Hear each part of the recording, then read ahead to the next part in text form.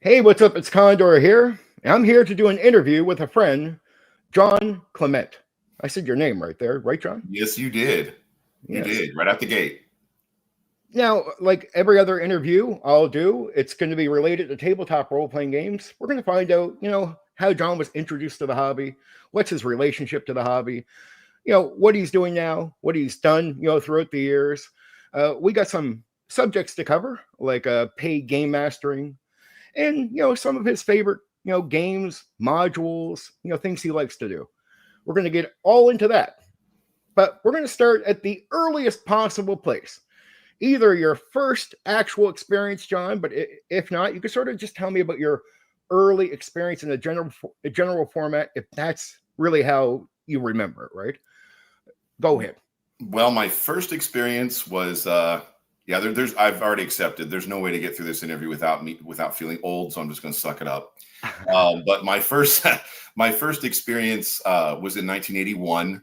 I was in 5th grade, and one of my friends brought what today would be called the Moldvay basic box set to school, and we were looking through the book, and I thought, well, I'd like to play a magic user, and my friend didn't understand the magic rules or spells or anything. He was a 5th grader in 1981. And so he just basically by DM fiat forced me to play a fighter, and fell into a 10-foot deep pit that was filled to the brim with green slime. And that was the end of my first character. I think we've all been there at the either push to the cleric or push to the fighter. That's one of the two paths you're taking. But most players want to start off with the wizard or the thief. Yep. I guarantee you, most players, and you know this, John, most players actually are interested in those classes, but these are working classes, fighter and cleric. They're so necessary, and DMs will just drive you into that role for the sake of the party. That's a shame, but it's the way it happens. So tell me about, beyond that, I don't get into your game mastering yet. We'll get there. But for the rest of the playing time, like what really, drove you into that game? What drove you into the hobby? What kept you around even after that experience? Well, by the time I was in 5th grade, I'd already read The Hobbit, The Lord of the Rings, The Chronicles of Narnia. I was already hooked. So I didn't, in 5th grade in 1981, I hadn't been exposed yet to maybe some older stuff like Elric or Conan or anything like that. But yeah, I was just, I mean, even if D&D had never been invented, I still would have been a fantasy nerd. So, it wasn't that hard to keep me around. So it was in you already. They just pulling on a string that was already there. Yep. It's like you don't see that picture, they show it to you nice. It's like watching Star Wars for the first time and you're going, I never even thought of this. Wow. But it's meant for you. Right? Oh yeah, you're a nerd and you feel it, but you're having somebody else introduce that thing to you. That's what it was for me. My family saw Star Wars in 1977 at a drive-in movie theater, and my sister, mother, and father all fell asleep in the car, and I stayed up and watched the whole thing. And it was wonderful. I was 6 years old. I never watched every movie, but the first one I watched, I had the magic moment of I never even thought of this, but I know this is made for a person like me. Yep. Like I am a nerd and this feeds me. I was so happy to be introduced. Same thing with role playing. It was something where it was like somebody brought it to me. I was like, what is this? Right. And you go into it and you're like, wow, like this is made for me. That's the way it felt for role playing for me. Anyway, let's jump to the early game mastering. When you get to game mastering, when did that start for you? And again, what kept you going back to that? Well, started game mastering right away because I had it was a few weeks before Christmas in 1981 that I'd been exposed to it. So I just started begging my parents to, so there it was under the tree, Christmas 1981, the Moldvay basic box set. Yep. And the follow-up expert set hadn't even been released yet. I got that for my birthday in April in the spring. Okay. But yeah, and then by the time I was 14, I upgraded or graduated to Gary's hard AD&D hardback books. Yep. Brilliant book. Once in a while, I could get some friends together and game some one-offs maybe during the summer in the garage or something like that. But in terms of having a regular table campaign, that didn't happen until I was 16 and in high school. And then I started hosting a game in my room in my parents' house that was week to week, episodic adventures with the same players showing up every week. That's where the real game testing starts for you, right? Like, and you get that's what game mastering really is. Just game testing, never ending. That's all we are. 24. Every time we run a gaming session, it's game testing, not game solid, game testing. Because I imagine you've had this experience. I ran something for 8 years and only finally noticed the flaw 8 years later. And I'm like, what the? Oh my. And just sometimes you need a fresh pair of eyes to point something out to you, right? But you catch it and then you go, wow. Like it's just that amazing moment of catching. But because I realize I'm game testing the entire time. And you're doing that throughout the process. I'd say now I have several games created and people think it's a lot of hard work. And I'm like, no, I did them over years. They were made for the game testing. By the time I look back at AD&D second edition, I got to a point of homebrewing that so much. I was like going, by the time I get to the end, I was realizing everything was gone. I was using Thaco, but everything else was just gone. It was a completely different game. And I was like, I got my own game. If I just change Thaco, this is no longer AD&D second edition whatsoever. And I realized I created my own game over a couple of decades, right? Just from game testing. But yeah, I don't know what your experience was like, but I imagine you have developed some host rules, or do you like to stay raw, rules as written? Do you prefer miniatures, or is it sort of a toss 50-50 with theater of the mind? Or there, I'm opening up for some questions there. Okay. There's a lot of people on either side of these questions. Oh, yeah.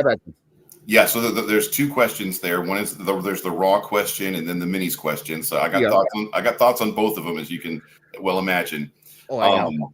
I would say the light bulb came on over my head in terms of the raw issue all the way back in the 90s when I was in college.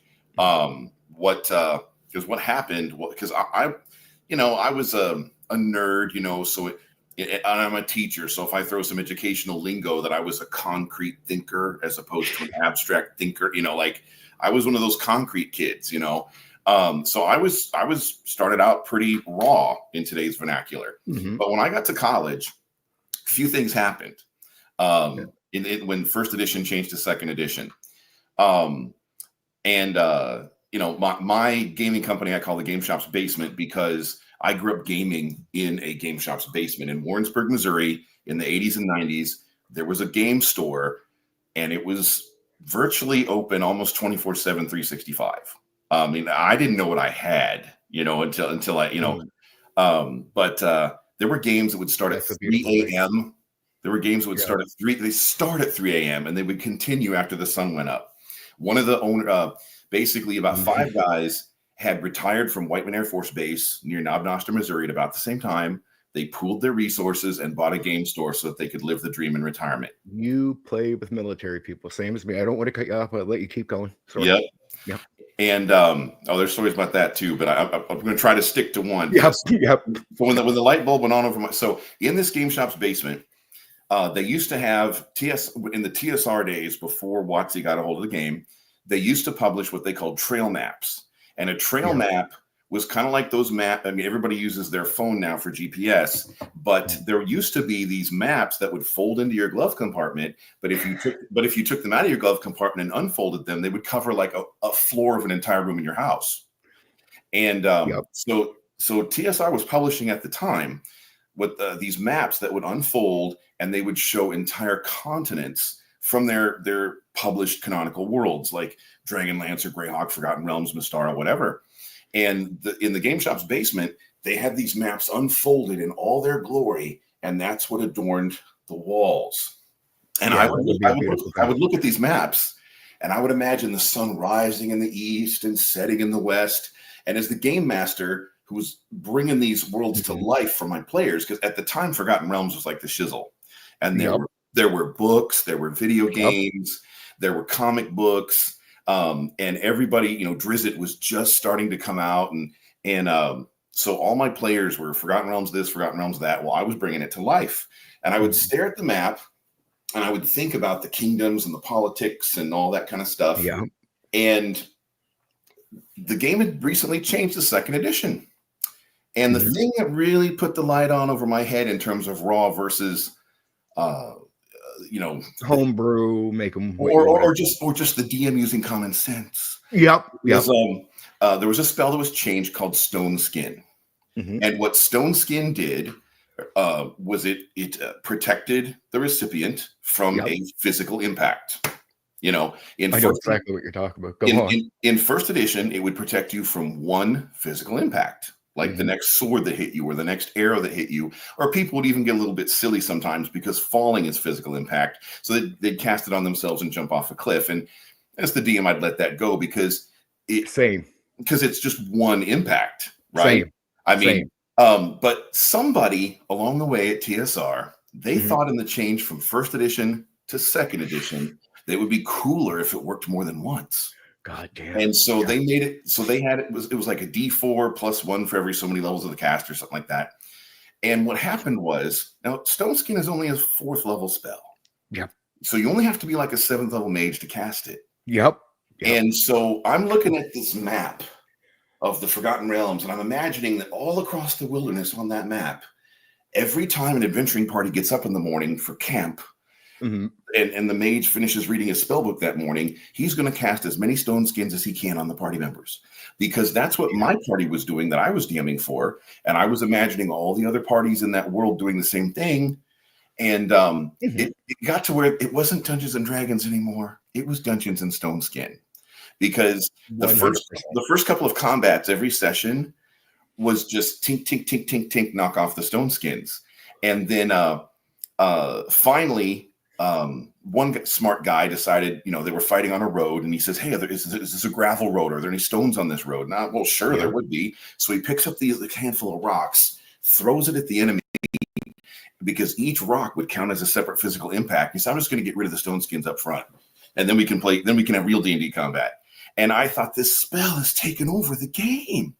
And so that's when the light bulb came on, and I kind of got out of my concrete thinking raw phase, and I realized that what we want to do here, and the players and me, since Forgotten Realms was this, we want to immerse ourselves in this world. Exactly. And the problem is, that's like, it's not the Dungeons and Stone Skin world. It's supposed to be Forgotten Realms D&D. And so I came up with this idea that the world trumps the rules. If the rules, if the structure of the rules will not create the world we want to be in, it's the rules that have to change and not the world. That's exactly what you envision. The rules have to and then you got to go like you said, it's no longer D&D when you bring these game breaking elements in every game. Even AD&D first edition, you can dig far enough and you'll find game breaking elements all over the place. Same thing with second edition, same thing with original, same thing with third, fourth, and fifth. I think no game is not guilty of this. Right, so I think Pendragon, World of Dark, I think they're all guilty of having game breaking elements that you can. So my first departure from Raw, my first use of DM fiat power ever. My first departure from Raw was I said, okay, we're going back to first edition Stone Skin. And if people were relieved, I did not have players like they would today. Well, that's not rules as written. No, my players at the time were relieved because because they want the game to be, after they get what they want. You ever notice this with players when they finally get too much and they get everything they want, they get sick of it. Then they want the challenge. And then when you bring it to them, they're not mad at you. At least the mindset, like you said, back at the time was different. Sorry, go on. Yeah, well, so there's a couple more examples, and then one of them was teleport. In the game, it became easier to teleport someplace that you'd never been. Yeah. And with much less risk. And I'm looking at this map on the wall, and I'm imagining the sun rising in the east and setting on the west. I'm looking at all the countries, and at the time in Forgotten Realms, there was this country called Cormyr, and there was King Azaun, and he was in the novels, and he was very popular. Yep. But he was like a superpower nation, and so his personal archmage was like 18th level, and in the canonical material that was written, he had like force fields around his throne and everything. And see, I realized that just like in real life, we have like first world countries and we have third world countries that are richer and more developed, and countries that are less. Fantasy worlds are just the same way. And I thought, sure, Mighty King Azon has force fields around his throne and stuff, and his personal bodyguard mage is 18th level. But that doesn't mean that every country has that. There's going to be poorer countries with less resources. And I realized that if teleport was really so risk-free, then this map that I'm looking at would not exist, because assassins would be teleported behind the thrones of these kings, and they'd get backstabbed through the back of the throne, and kingdoms and empires would just fall weakly. And you want to smash the game apart, either bringing in new counters, or you just want to get rid of something that just simply isn't working, either change it or drop it. Yeah, so I went back to the first edition teleport, where it was much more. It's not impossible to teleport someplace you've never been, but there's a lot of risk that discourages it. And the last one's more recent. This one is not going to sound so old fogey from the 90s. The last one happened just a couple years ago. Yeah. There was a gentleman, I was running 5e, and this will segue us into the professional game mastering, which is what you want to talk about. Sweet deal. So I'm doing professional game mastering, and there was a gentleman that just had this ungodly armor class. And so I did a little quick DM audit of his armor class. We just kind of did the math and calculated why is that? I mean, and then turns out that he had a shield on each arm, and he was counting both shields for his armor class, and he had the magic item called a flying shield. So there was a shield, flying around. So, and he was counting all 3 shields on his armor class. He's combo mode. Yep. Go on. And I explained to him, that it's the highest. You just figure out the shield that's the best, and that's the one that counts. The other 2 are superfluous. And he pitched a, whiny fit and everything. And I tried to explain to him that, about my world trumps the rules thing. I said, if the world really worked that way, let's just think that if the D&D world really worked that way, then the next time that some teenage kid who wants to be a fighter like his dad, the next time he picks up his sword and starts to practice being a fighter, his dad's going to run out the house and say, no, son, put that thing down. Here, take another shield. And if that's really how that world worked, if that rule represented the physics of D&D world, then armies would sail across the ocean to fight other armies, and everyone would all have shields. If that's really how it worked. And so that way. Yeah.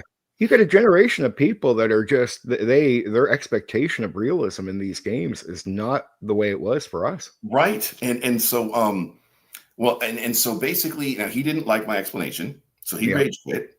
But about an hour later, he comes back and he tells me, okay, now this was a couple of years ago.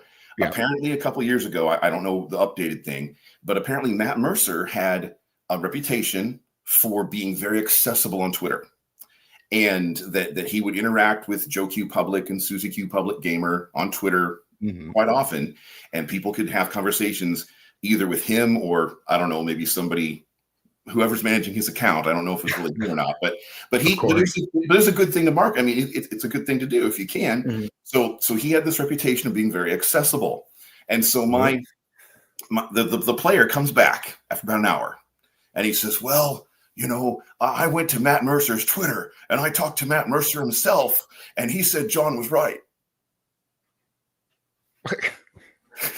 Well, of course you're right. I mean, it's just his perception is video game. I'm like, thank you, but I don't need Matt Mercer's validation at my table. Exactly. But you want to know what their mindset is, hey, the combo and bonuses would all be allowed in a video game. Like, you'd be allowed to cheap out on everything in the video game. And that's how the video game works. And this is how the mindset of many of these people are introduced to RPGs, as they'll call them. Because they won't even use tabletop at the start. They just count all this as man, I've had so many new guys in the last 10 years show up to me and say, yeah, man, I have some experience. I played like Final Fantasy. And I'm like, that's just not the same thing, dude. It's real. It is, but it isn't. And you're going to understand that once you get into it. But then they come up with this mindset where, since everything is so unrealistic in these games, why isn't your game just as gamey? with the unrealistic bonuses, the boom, and then when you slap realism at them, you get this sour reaction. Like fuck Well, you, I no, the want thing this now. thing, right? Okay, now I've Yeah, extended an invitation to you for my personal game. So if you came yeah, there, there are some very unrealistic bonuses at my table. There's characters that just stomp. They're like demigod superheroes, but yeah. they didn't start out that way. They earned it over literal years of play, and we could write a little diary journal of every step along the way to get. So in a way, it It's becomes still realistic. fantasy. It's still a Right. fantasy. It is still possible to Yeah, become a broken, unstoppable demigod superhero, but I yeah. think people today want to start that way instead of Oh no, going the way. exactly. Like the thing you were talking about with spells like Stone Skin. I have the broken version within my game, but I did exactly what you did, and a lot of other second ed DMs do exactly the same thing. First edition version, you go back to that because that is the safest way to use it without it being overkill. And you can't get mad at players for taking advantage of what they can in the game. If it's in the game, it's not their fault that they take advantage of it. It's who's responsible for the game that's introduced, the game Well, master. yeah, and they So don't it's think, they don't yeah. necessarily think like a DM. They think like a player, and why wouldn't they? So, Oh one yeah. time when I was in college, Yeah. there was a young lady at my table who wasn't a regular normal player. She was kind of new, Yeah. and I don't even remember what the judgment call was about, but I had to make some kind of DM judgment call, and I thought that was a good time to have a break. So we all called bathrooms, Yeah. snack, grab a soda type, go smoke outside type break. Smart. And she was totally new, totally Yeah. kind of discovering the game for the first time. And so she asked, not in a smart alecky way, but in a sincere way, she Yeah. asked, like, so why is it taking you so long to make this decision? And I said, well, because it's kind of like in the legal system in court, there's this thing called precedent. And I said, so if I make this decision this way today, then we want the same kind of situation to work out the same next month and next year and the Consistency. year after that, because Exactly. because we want to have a consistent universe. And 100%. once she heard that, she's like, oh, well, then take your time. Yeah. Once they understand the reasoning, they're on your team. And Yeah, because players know that, like, I've seen so many players get upset at DMs who rush and miss what you said because your right, words are how you play the game. And if right. your Because words it's aren't not heard, you're not playing. because it's just not about the ruling that's happening now at the table tonight. It's Yeah. about unintended consequences down the road.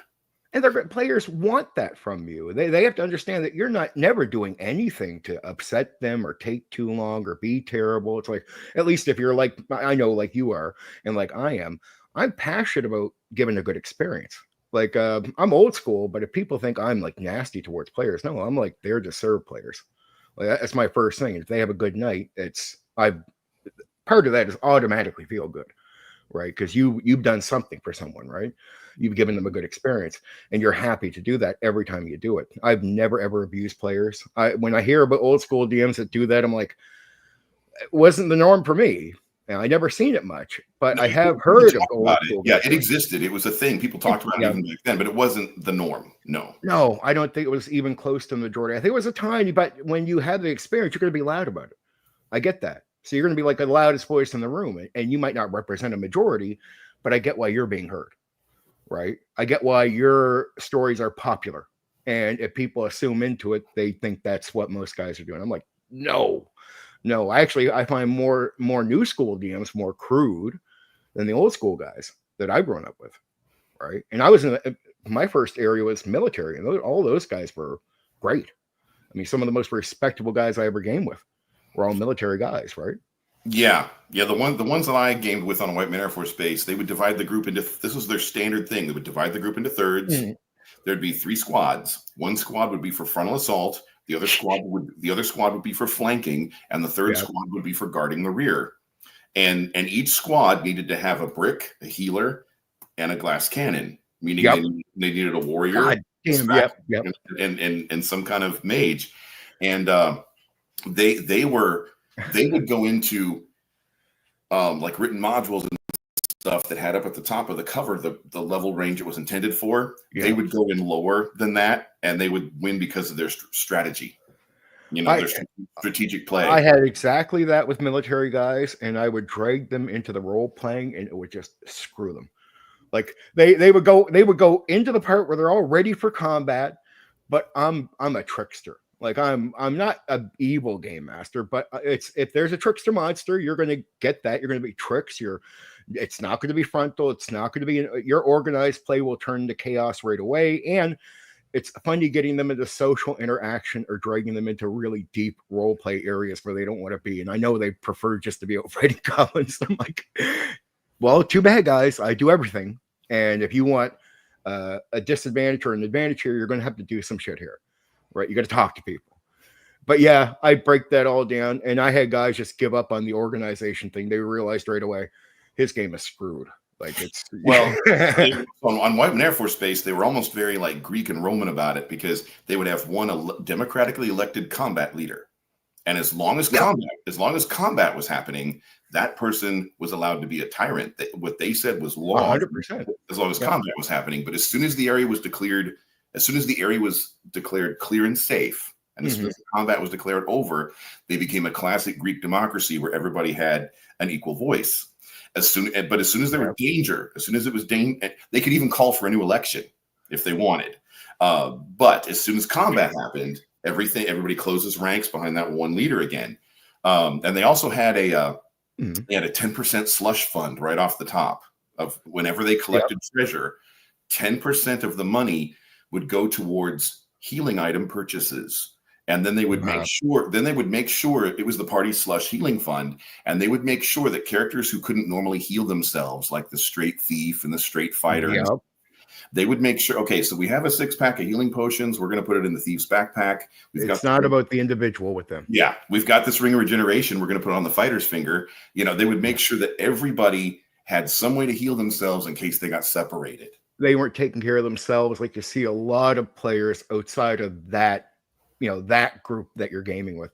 I asked one military guy, because they do, it's pretty much the same stuff in the games I ran with them. You'd have these leaders and they do exactly what you're saying. You're describing it 100%, right? They go into tyrant mode. The second combat starts. And I asked the guys, like, why are you like this? Because I'm in a military family, but I'm not military. So I don't know. And one guy was really honest with me. He said, we're brainwashed to do that. So we use that real life brainwashing into the game, and this is the way he described it, but he said it very raw. Like he wasn't saying it in a bad way either. I don't think he was completely accepting. He's like, we're brainwashed to be like this, and when combat starts, we know to survive and live, and we go into that mode. And even outside of that, we're in the areas where we have to, like, taking care of each other. Like you said, healing potions on one person, ring a regeneration over on this guy, or whatever they need for the whole group to survive, not the individual. Because group is powerful, right? Group is, powerful. They don't see the individual as powerful. Group is powerful. All out for each other, because if they're out for you, you're out for them. It's better for them. Even as individuals, they're supported by the group being strong. So that's the way they all see it when they go. But you're right. Outside of that, they're all over the place, or you can politic with them about the situation. How can we eat? And they're open-minded with all that shit. Yeah, like, okay, fair enough. Yeah, we can eat. Like, they'll bend the fucking knee right away to most shit outside of that. People that are sort of on the sidelines, the advisors or the non-military guys. Second, you go in the military, shut the fuck up. Listen, we're going to fight. We're going to live. Shut the fuck up. And that's because you're going to live, because it works. Because exactly. Yeah. 100% that. 100% that. Now, on to the miniature thing, the miniatures and non-miniatures. Where do you stand on all that? For me personally, other people's mileage may vary. Okay. For me personally, it's become moot. Now, the reason it's become moot is because of VTTs. If I was having a game right here in this room and nobody was remote and everybody was here presently, I'd still whip out Albert Rodeo, and so it's become moot. Now back in the day, because it's not about miniatures or theater of the mind anymore. Now we have a screen we can look at. You can take that for what you will, but back in the day, I preferred miniatures because that way, the DM that taught me how to DM, he would take the bottom of a Folgers coffee can and use construction paper and make a fireball. And this is the radius of the fireball, and he would lay the fireball down on the map, and you could easily see, without any arguments, who was standing in the radius and who was not. Yep, yep, no. I've never denied looking at miniatures. Some of the stuff can look absolutely beautiful. I'm a nerd, so I don't deny this. I have my critiques. I think you know it. They're quite popular out there that I have a critique on miniatures.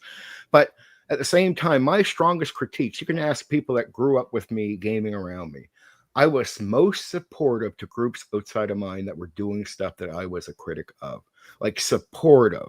Like I made sure there was space for them. I have friends that play with miniatures all the time. I would buy them miniatures for their birthdays. I was very supportive of people I ever critiqued.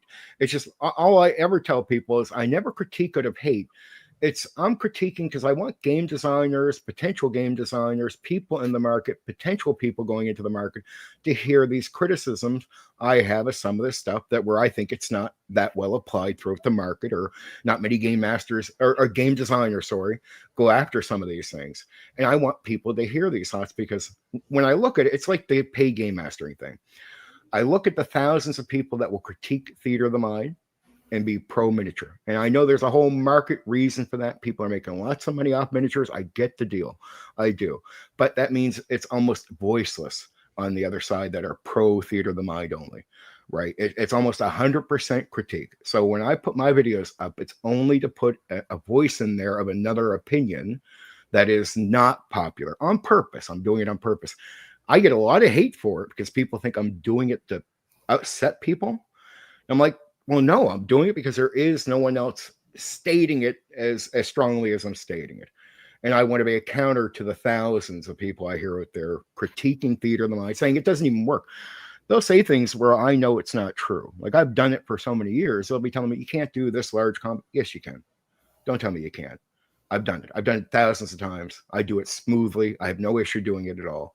So if you could not do it, fair enough. That was your limitation. But understand if you kept going at it like anything in life, if you don't stop, you might get to the diamond. Right. Mm-hmm. The thing is, you stopped, I didn't. So I hit the same walls you did. Right. Yeah. Theater of the mind can be challenging just like any other part of the game. Right. And you're going to fall on your face a few times learning the shit. Right. But if you stop and you walk away to miniatures, well, right away, you don't realize you can get through that wall. And there's a diamond on the other side of it, and then you can just do it without the miniatures. I'm not opposed to people that like miniatures. It's just to say that at least let's be honest. If we're going to praise miniatures for what they do, and I'm willing to give it to you, and I do in the videos, I don't deny anything miniature people say about miniatures. If you actually listen to my words, I'm very accurate. I get people like it. I get that it can do this. Like I say all that. I state it aloud so people know I'm not naive, right? But I'm like, I'm pro theater of the mind, but I have my reasons for it too. And I want people to hear about that. Like, I think the game is about the imagination, and theater of the mind, just pure theater of the mind in all areas, keeps you there better than looking at an object. I think if you have a player in their mind and the imagination picturing the combat scene, and you can keep information coming to them that keeps them accurate on the scene, it's smooth and it's faster too. You're not moving pieces. You're not taking all this extra time. And combat, the faster, the better. Yes. That's pure reality in what we do as game masters. The faster, the better. In theater of the mind, if you're like me and you can keep a picture in your head, it becomes the terrain of miniatures for you. And then you just need to know how to give basic information to your players maybe at the start of most rounds, going in really quick, couple seconds statement so they know where they're standing, how many enemies are up, down, whatever, right? And you could just give range. It's not hard to say they're 100 yards over here or 80 yards over here. And people are like, well, I don't give accurate numbers. All that doesn't really matter. There is a game element you can be forgiven of. Right. There's a level of realism and there's a level of game element that you sort of try to mix together. So you don't want the gaming aspect to take away from the realism.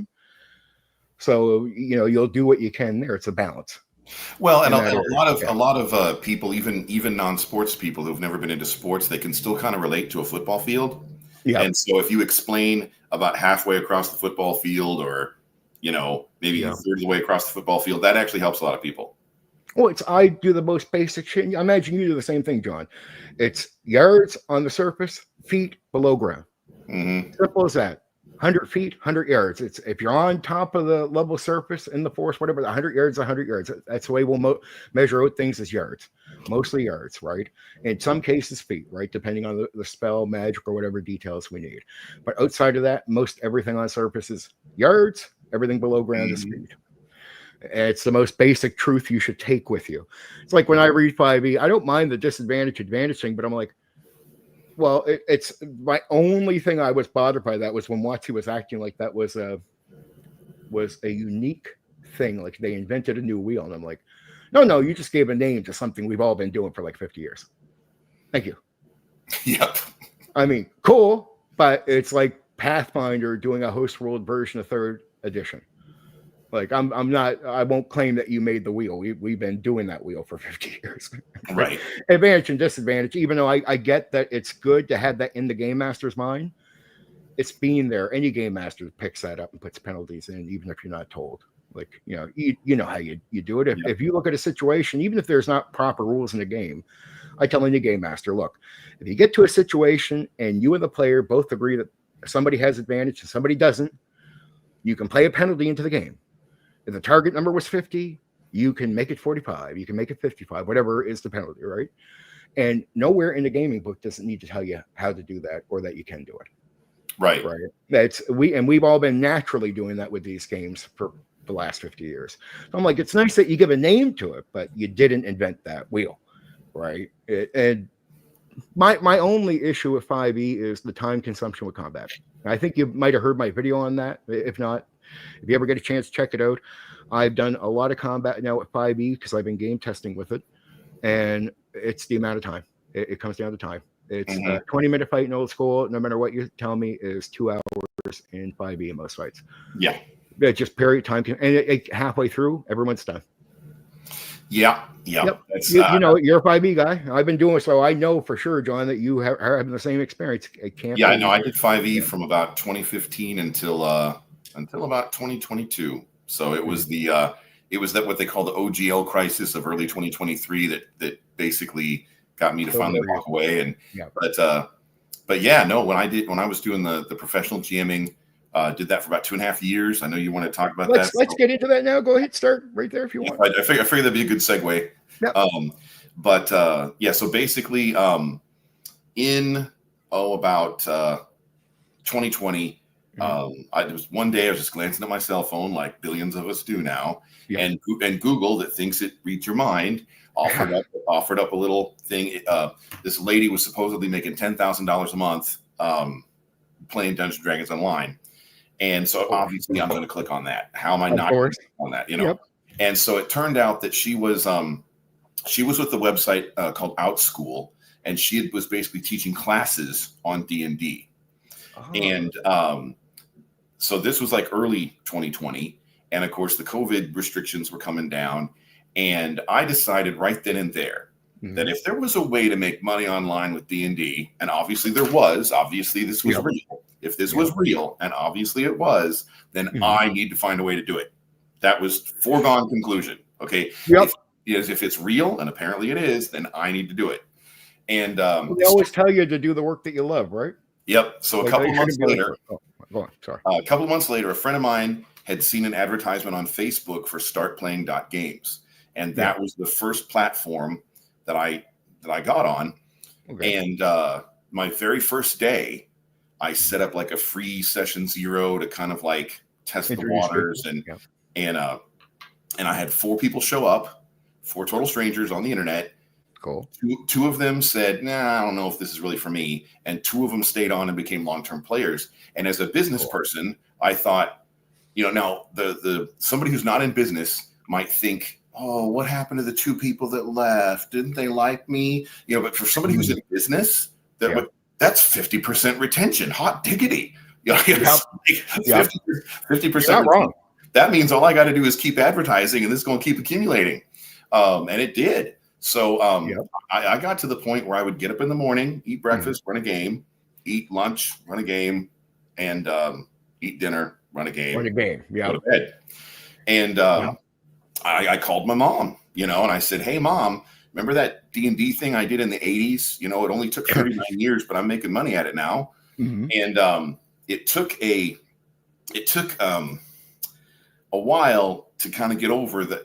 Like, I'd open my fridge and I'd be like, this money, this is food, this food here in the fridge, it was paid for with gaming. And I'd flip the light switch on the wall and I'd be like, the electricity in this wall It was paid for with gaming. It was paying your bills. I'd look up at the ceiling and I'd be like, the rent here was paid for with gaming. And it took a long time to get used to that, about a couple of months, because I used to be the guy that gave the speech. And what I mean by the speech is, between marriages, shall we say, when I was kind of single, Okay. I would pick up the guys, because I was also a taxi for people that didn't have cars. But I would pick up the guys on Friday night. We would game Friday night till we passed out. We'd get up Saturday. We'd game till we passed out. And we'd get up Sunday and we'd game till time to go home on Sunday. And I would give the speech. And the speech went something like this: no one is paying us to game. Tomorrow's Monday. And so we're all going to have to go back to our jobs or our military posts or our businesses or our classes in school, whatever it is we have going on in our lives, job, military, business, school, whatever it is, we have to go back to it because no one is paying us to game. And I was giving myself the speech too, because sometimes as a parent or a coach or a teacher or just a responsible adult, sometimes when you're saying things to people, you need to hear them too.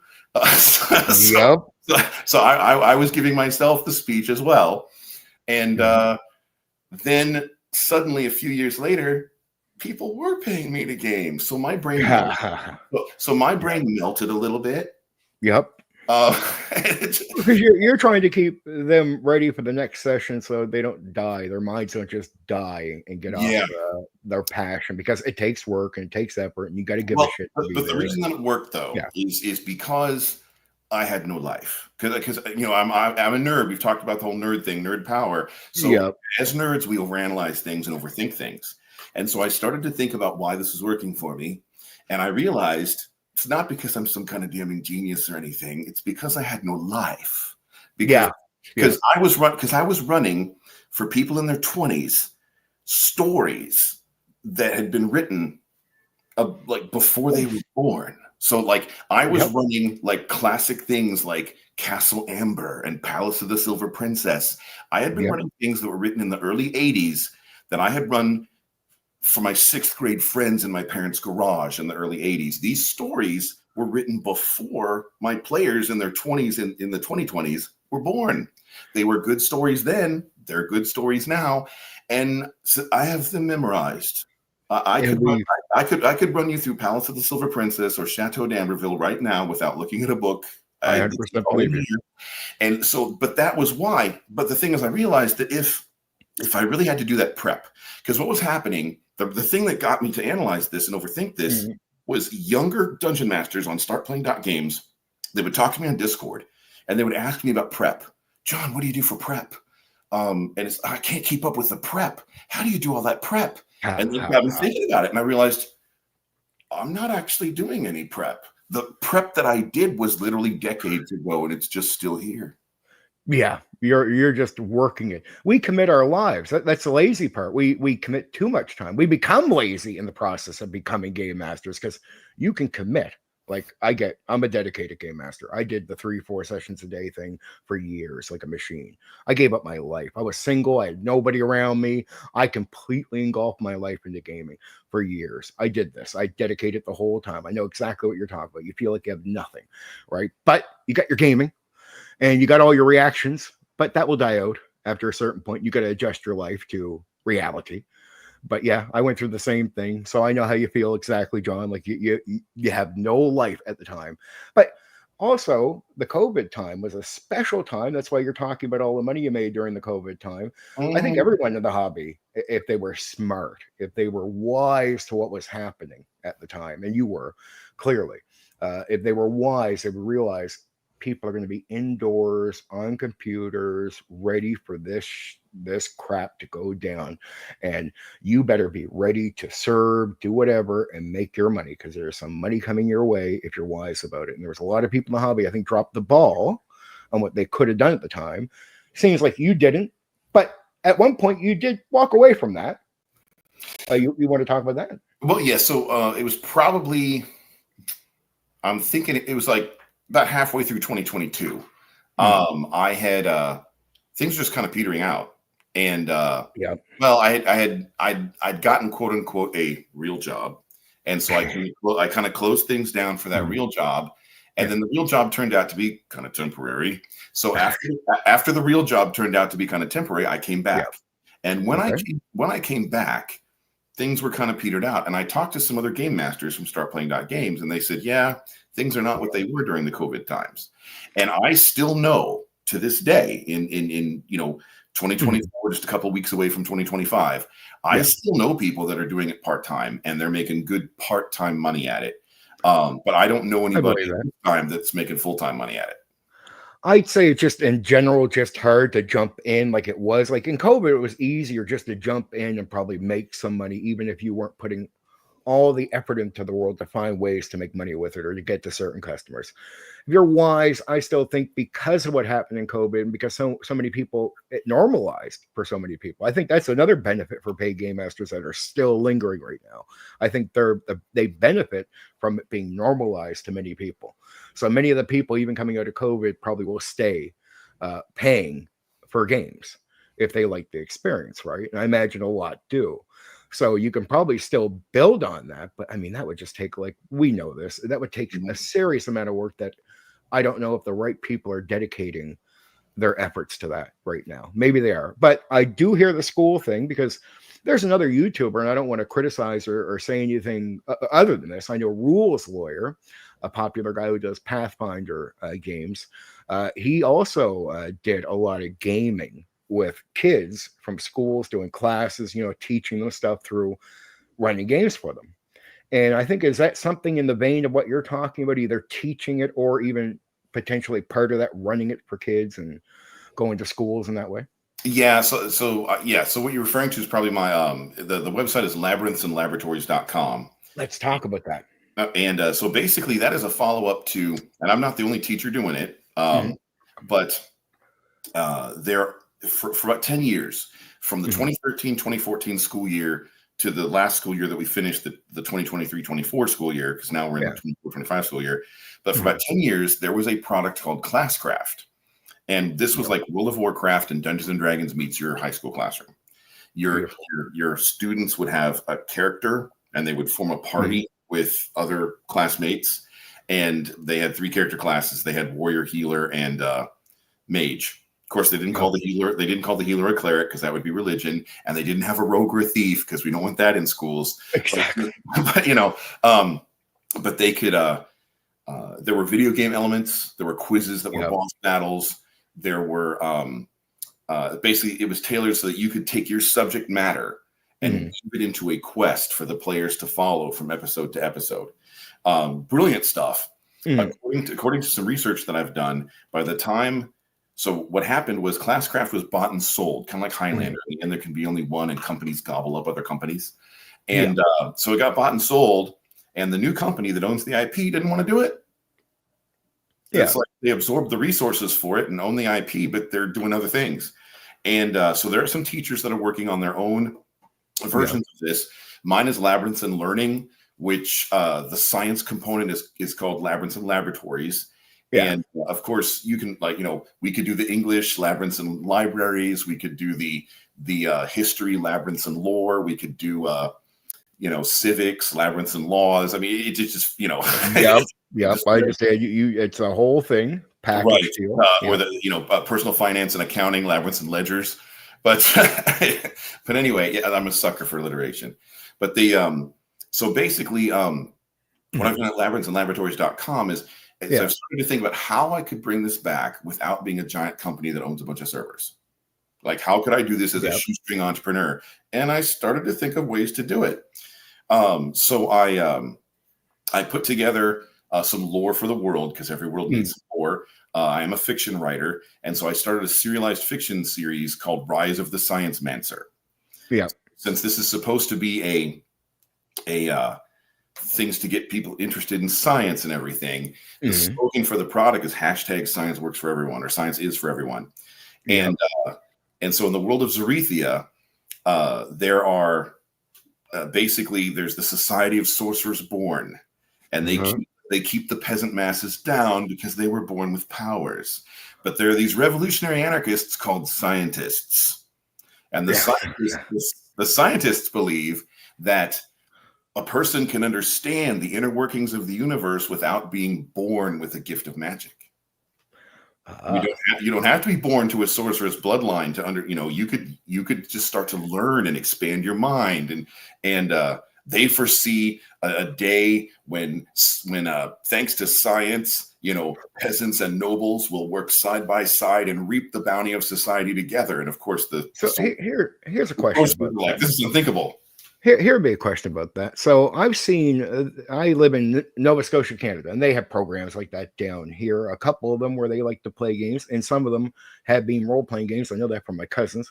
And so here's my question: when they play the game, are there parts that make it very obvious that it is part of a lesson? Yes, it's unavoidable. Okay, that's unavoidable because it's for a classroom. Now, having said that, as a teacher, I've been teaching for 17 years. My parents are both teachers. On my dad's side of the family, teaching goes back 5 generations. I've seen lots of stupid, boring educational drivel. But so the things, if I realize if I'm going to do this, I'm going to do this as cool as possible. Now, there's some stuff that, because it's for school, like I was beta testing it with some students at a school here in the St. Louis area.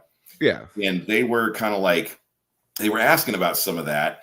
And I'm like, well, but they were familiar with D&D. I said, yeah, it's not really D&D. It's for school. So there's some of this that we just have to put up with for school because it's for, and they were like, okay. Once they, but I had made it as D&D like as possible. And they were leveling up and getting new abilities and increasing their damage and going through a dungeon but they understood. But once you explain, it's for school, so there's a certain amount of education we just got to work in. But I wove it into the story. So the students, so in the world of Zarethia, science is being rediscovered. And so the students that were taking biology were bio knights, and the students that were taking chemistry were chem knights. And the dragons of Zarethia were genetically damaged in the War of Annihilation. And so the bio knights, their big quest was to find original genetic stock, original DNA blueprints for the because Zarethia used to be highly technically advanced, but then there was the War of Annihilation that set them back. So the Bio Knights were always looking for the original genetic genome of a dragon so they could fix the dragons. And when I talked to my cousins about their experience, they tried 2 different ones, and they said where it was straight up like questions for class and everything that took them out of the game, but they had one teacher come in and she did something similar, pretty much doing in the same vein as what you were doing, which is she had like a teacher character, NPC in the world. And the characters became students. They were like the students. And instead of having them stop to do questions or do like school stuff, she would have the characters learning the lessons from the teacher NPC in the game. And so it felt more like they were interacting with a person with their characters rather than stopping to get the questions that they have to check out to see where their character could move or do something. To minimize the break in the immersion. And they said that was obviously the better experience. And they said anyone who does that to them was the best way. And I was like, I was going to ask you how you do it. And I was wondering because I think you got it right. Story. But like, so the biology students, their big holy grail thing is to find the original genome for dragons so that they can fix the dragons' genetic problems. And for the Chem Knights, we've got this periodic table now in 2024 in real life that has 118 elements on it. While in Zarethia, they're rediscovering, basically their periodic table has a bunch of holes in it. Like they're still just, they're rebuilding the scientific knowledge that was lost. But then, of course, there's magic and monsters, and you can play a mage in labyrinths and laboratories. Like you can cast spells and stuff. But we've got to remember that it's a science. It's all in support of learning science, though. And that's so the protagonist in Rise of the Science Mancer is he's a kid born to a noble family. He's supposed to inherit his family's estate and be a big, powerful, magical noble. But as fate would have it, for some reason, despite his genetic background, he was born with no talent for magic whatsoever. So he fails the magic entrance test at his school and has to gets exiled from his people. And he finally winds up in a secret colony of scientists that start teaching him science.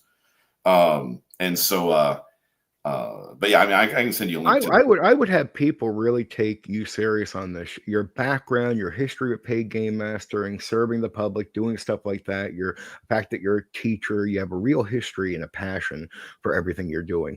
And it's like, it's like, of course you want to make something in life from what you're doing. You want to put your passion. You don't want your work to feel like work. You want it to be something that you just want to do in life. Well, it's And I guess that's sort of what you're aiming at, right? Yeah, like a lot of the standard of if you're going to be in any form of entertainment or whatever is it something, or art is it something I would like? Because exactly. if it's because if you're just cranking out some kind of derivative drivel, if you people can tell that it's derivative drivel. People will feel it. So if you want to make something cool that you think people would get into, then your standard should be, do I think this is cool? And would I become a fan of this? That's got to be the standard. And then you got to have the right people like yourself, because if not, things like this don't drive forward. Like if people don't do this and normalize it for others, I mean, it's every person who has success at doing something like this helps the next individual that goes down this lane trying to do something. That's how it works. Yeah, and unfortunately, in education, for a lot of people, it's just like a punch in, punch out job, and it is just derivative drivel. And I agree. Name names or pick on anybody in particular. I'm just this general trend. Now, the last topic, and I want you to link that. I'll link it to the video. I'll do the whole thing because I want that to be a success for you. I hope that project really hits and gets somewhere. I know you're putting it on Kickstarter, so when you do that, I'll announce it here. Like I'll do some posting and everything for you, man, because I want that to work. Fair enough. And I saw a pop up here from God of Ka, the rediscovery of advanced technology from an ancient civilization trope. I love the trope too. Okay, I feel you. Love it. Yeah, and look, check that out. There's a compliment.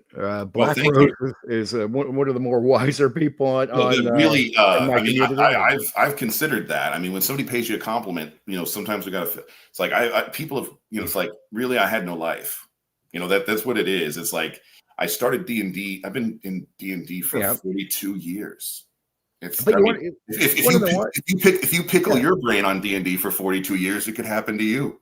You call it no life, but I mean, in any other culture, it's normalized to dedicate yourself to anything. I mean, and I get what you're saying, and I appreciate. Like, I'm a realist too, so I'll call something a spade when it's a spade type of thing. I get it. There's a little bit of laziness or no life or some reality to all of that when we're talking about it, but we did put the time to this. Oh yeah, and from it is a skill. It is a talent. And if you have some charisma, natural charisma, and you know this, John, you want to bring that to this job. I think you can get away with it with hard work, right? Being really good at it. But I mean, there's a little bit of an it factor. You have, I would say most should have coming into this. If not, it might hurt you. I don't know how you feel about that, but you can go on, respond to that, dude. Well, there used to be that like war on drugs type era commercial with the frying egg that said, "This is your brain on drugs." Well, this is your brain on 42 years of D&D. See, I've lost all my hair. I hear that. And you want to know what? That's why I was really happy to bring you on, because I knew these subjects would be perfect for you. I know I could go into 100 more subjects on gaming right now. We can get into the grass and the weeds, and maybe we do got to do a lot more of these, John, going forward. I mean, that's something you're interested in. Maybe us doing something together. We could talk about that after this. I wanted to see how we vibe together. I feel pretty good about it. I don't know how you feel. Basically, here's a shout out to Condor then, because so when I was in 2021, 2022, that somewhere in there. When I was doing my thing, and I had about 300 or 400 people on my Discord server, and I was DMing 3 games a day and everything, just cranking through it. Condor found me on Discord, and some of my other peeps on Discord were like, "Hey, John, Condor wants to meet you. He's a YouTuber. He's a D&D YouTuber. He wants to meet you." And Condor came on there and was just really chilling everything, had an awesome conversation. We stayed connected for a while, and I discovered, and again, I'm not going to name names because it's not everybody in the D&D YouTube world is necessarily welcoming and friendly. No, especially when they just met you for the first time. You have no history together. So what what could they possibly have against you? But like, Condor has just always been a cool dude to me. I mean, I treat people how they treat me, and I'm not. I think you get it behind the scenes. You know what people say about me is not true. I think I'm a really respectable guy. I respect people I talk to. I think I show that consideration when I talk to them behind the scenes. I have some strong opinions, and you're going to hear me use some strong language in the video because I'm just not shy about being very forward with what I think about anything. So I'll say it, and I'll say it raw. I'm not pretending I said it perfect. I don't try to claim, and I always try to tell people with my content, I don't come on here feeling negative.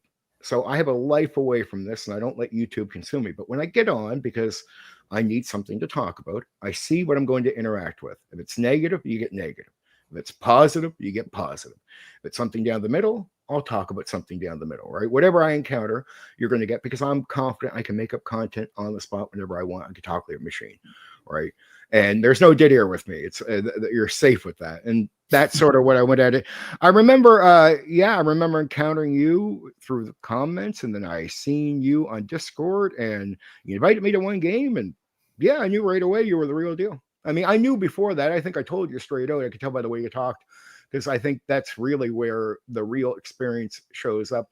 People can say they need to see you run the game, and I'm like, that's bullshit. As an experienced game master, I can talk to a guy right away, and it doesn't take long before I'm like, yeah, that guy knows. Well, I did. I did just finish a semester teaching at a school. I did some beta testing for laboratories. Mm-hmm. On the second day of school back in August, one of my students, it's only the second time she'd ever been in my class, only the second time she ever knew me. She just suddenly asked out of the blue, "Are you a dungeon master?" And I'm kind of like, well, I'll answer that question, but first I want to ask why you're asking. And she's like, because it seems like you're DMing the class. It is. It's part of sort of. It's similar, and I can see how you just get caught up doing it because it's you manage people at a gaming session, and you're going to manage your kids. You're going to manage the people around you in similar ways, and if this is your habit, this becomes the habit people will encounter with you, right? And John, you get the deal. We manipulate, not in a bad way, but we manipulate with information. And when you do it for so long with people, you start doing it with other people in your life. You start not giving, and it's because you're used to manipulating people, not to be mean to them. It's to make sure they don't know the secret before they get to the place. So certain information can't be slipped out of your mouth. You can't say the wrong words. And as a game master, if you give a shit about that, like we do, you got to watch what you say, right? And then you even know, because everything you say, I can get basic information. Next thing you know, I have people thinking there's going to be a bomb down the hole. I'm like, man, you guys are crazy. Like, you realize this about players as a game master as you're going forward. They're nuts. All of them. They're all crazy. Every fucking player out there is insane. And you got to control that with information. You can either lead them down a wild thing if you want to, but this after so many years. You can just give them so much information. They're going to make up shit. And this. You don't even have to be told. The experience tells you right away. People are crazy. Mm-hmm. I like it as a game master myself. I like to guide that. That's why I preached the other day in the video trying to tell guys, don't give these fucking long-winded speeches. If you know your players, here's the thing. If I introduce players to this game and I never give them a poetic speech, they'll never even ask for it. They'll never even know it's part of the game or think it's necessary, because they need the information. We both know this from experience. When you're doing quick game mastering information beyond a poetic speech, your players are playing.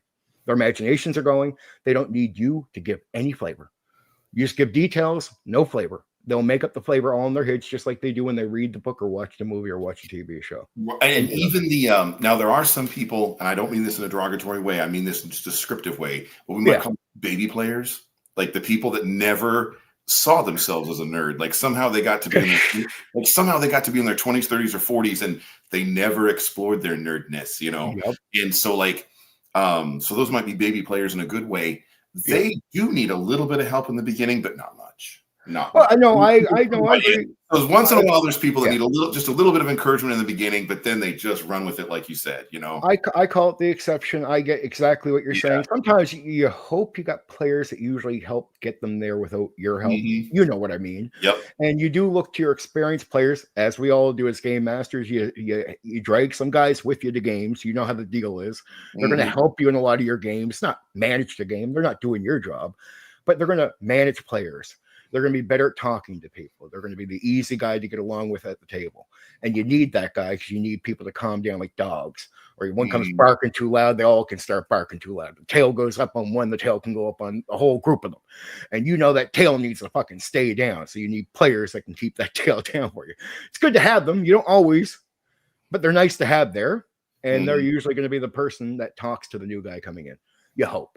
Right. Yep. And I do talk to some of those guys like, please, we got a new guy in tonight, man. Can you do your thing? And he's like, yeah. Like I'll get that guy thinking.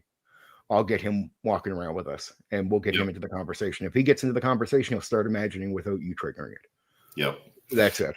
I was kind of looking back at some of the comments and Adam, shout out to Adam Pender for the trolls eat up stone skin. Absolutely. So I think I did post that up for a moment earlier, but you were talking. I don't want to, because you were on a good go, and I want to hear what you have to say. It's all right. And now that I haven't used StreamYard before, so now that I found it, it's like, okay, it's over here. It's costly. That's why I haven't renewed with them like I normally do, because I've been thinking about skipping for 2025 over to a new streaming thing that's cheaper. They have started charging a crap load of money for this. It's the truth. They changed that about a month or so ago. It sucks, right? Because StreamYard is good. I do like StreamYard generally. I think it works perfect. But there is some other ones, I think Restream and some other ones that are charging like half the price for the same amount of time. So if we go to stream, we might go to Restream or something like that, where it's a lot cheaper for us just to get that up so we can have, a few other people on as, boom, or I can have more than one person on as guest. But yeah, so I'm thinking of switching for 2025. And this is sort of like the last stream I'm doing for 2025. And getting you on here was perfect. I wanted to get someone on. I wanted to get someone on who knew what they were talking about and to really give some juice to these topics. And I knew you were the right guy. And when you came to me the other day, I was like, wow, miracle, great timing, John. Yeah, it really was. I was because I've been a little more involved in social media lately. And so, I responded to something that you said I don't remember what it was exactly, but it was something that really you said something on X that just really made me feel compelled to comment back. And that just sort of reignited our acquaintanceship. Yep. Well, I think the whole time we're acquaintances, I'm like this with a lot of people. Sometimes I might not talk to you, but we're cool. Like if you just talk to me, there was no pause on friendship, right? Might not talk to you, but I'm still your friend, right? And anytime you want to pick up the phone or do the thing or throw a text at me, it's like, hey, dude, I didn't forget. So I don't do that, right? To me, it's if I connect with someone, it usually lasts. So, I mean, to me, it's like I connected with you in the right way. And it was so unique because I talk to a lot of guys I feel that they say that they've been doing this for a long time or a lot of it. And then when I hear them speak on the stream, I'm like, dude, you can't even describe it. Like you can't even describe the most basic game master element, like of improvising. Like, give me an answer. And they'll fumble their words for like 30 minutes and they can't give you a straight answer on the most basic element of game mastering. I'm like, oh my, I think I want to bring someone on who, I mean, we didn't go down that, but we went down some other basic roads that are very similar. Same thing happens with them, but you could talk. I knew you could. I knew right away if I asked you the same questions that I see guys fumble all over the place. Nope, I get a straight answer from you. I knew right away what it takes hours. I had no life. If you ask me a question, probably I can think back to a real experience that applies. Yep. But I mean, it's. I always think that like when I came into the hobby, we had mentors, and I respected the guys who had been doing it since the 70s longer than I have. I respected them. I didn't come in with an ego that I was going to be better or whatever. Right? I respected the guys that were around, but it was a different atmosphere and community back when I first came into the hobby. Right? It's like now it's just not the same. But I'm like, why isn't it? Well, like why aren't guys like me and you not at the top of YouTube? I don't care about being famous, but why aren't we, in some cases we are, depending on who we meet, respected, Well, being at the top of that hierarchy as yeah, given I good don't really advice. see it as a vertical pile to be on the top of. When I've done my nerd overanalysis, overthinking things, Yeah. what it makes me think of is what happened to pop music. Okay, so Okay. pop music used to be a culturally unifying force. And when I was a kid in the 80s, yeah, when I was a kid in the 80s, there was the top 40, and the Mhm. top 40 might have British Pop Invasion, it might have hair metal band, it Yep. might have the 80s beginnings of what would become rap and hip hop, it might have a slow romantic dance song, it might have all these different genres in the same top 40 list, and Yep. everybody knew it, even if that one particular song wasn't your thing. So on a school bus back then, somebody would whip out their ghetto blaster, because we're talking Yep. about the 80s. Somebody would whip out their ghetto blaster. They just put it on the radio, and there were radio stations that would just play a mix of everything. And Yeah.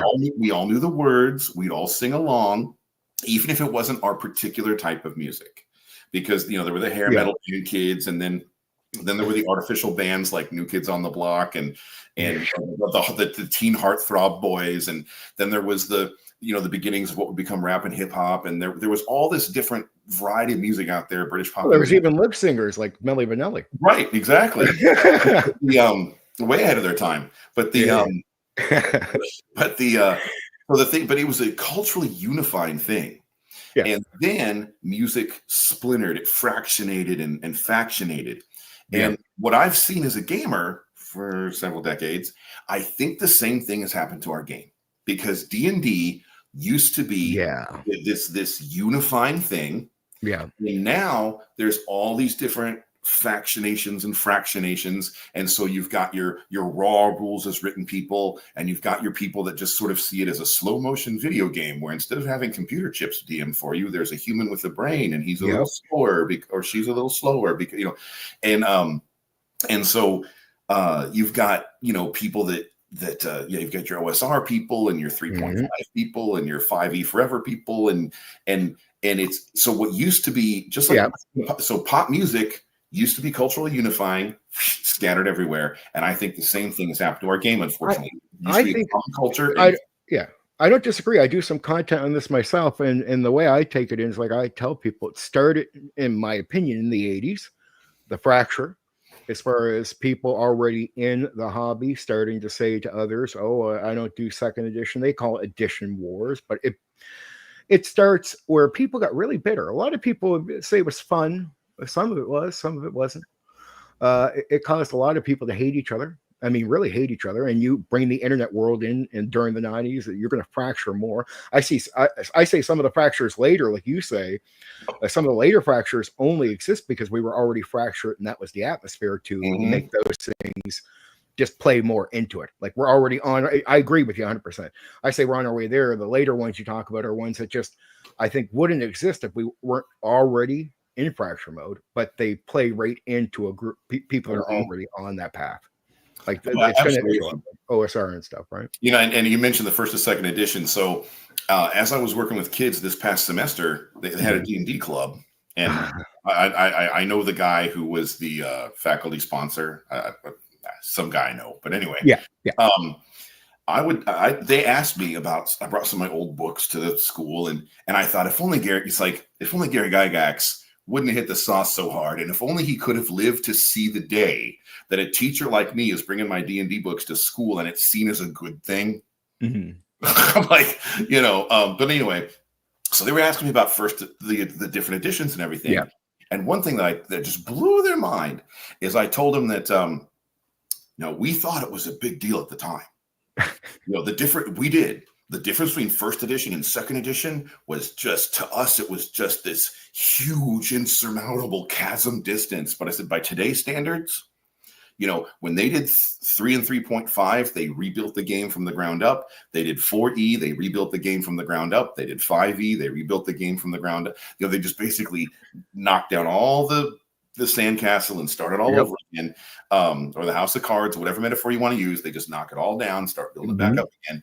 I said, by today's standards, the difference between first edition and second edition was really, really small. Oh, 100%. It would But you not notice the stay. same guys that were kids that were yelling and screaming about this in the 80s are now the old guys that are still yelling and screaming about Yeah, it on like YouTube. right, but by today's like if you were going to change the game that much from first edition to second edition by today's standards, It's pretty much the same game. it wouldn't be worthy of a whole new edition. You just come out with another book. It'd be AD&D 1.5. Yeah, like an expansion book or something. Like you Yeah. wouldn't, yeah, like yeah, you do a 0.5 or an expansion Yep. book or something. Like that little bit of difference wouldn't, by today's standards, would not be worthy of a whole edition. You're 100% right. That's a great point too, because I never really honestly thought of it that way. So that's a fucking fantastic point. That the conflict is silly when you look at it, but the problem was, I mean, if only we knew what was to come, right? I oh, mean, but the problem was, and it was a we minority. could call that another edition. Yeah, and there was a minority of people screaming about it.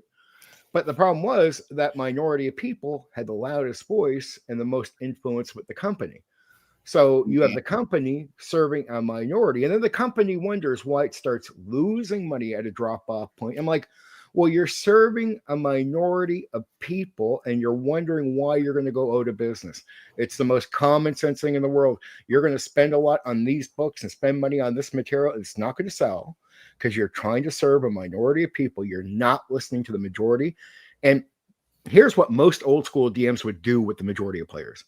You have no other choice. Play my game or you're screwed. It was a lot of that. And a lot of players to this day tell me they experienced from that time. That's a common experience, not a minority experience, a common experience. It was so common that they left D&D to World of Darkness and all these other even other games that were already around the 80s started getting a pick-me-up in the early 90s because we were losing our players. Yep. We lost over 90%. So by the time third edition comes out, the same players we told, screw you, you have no choice but do it our way, finally said, no, screw you.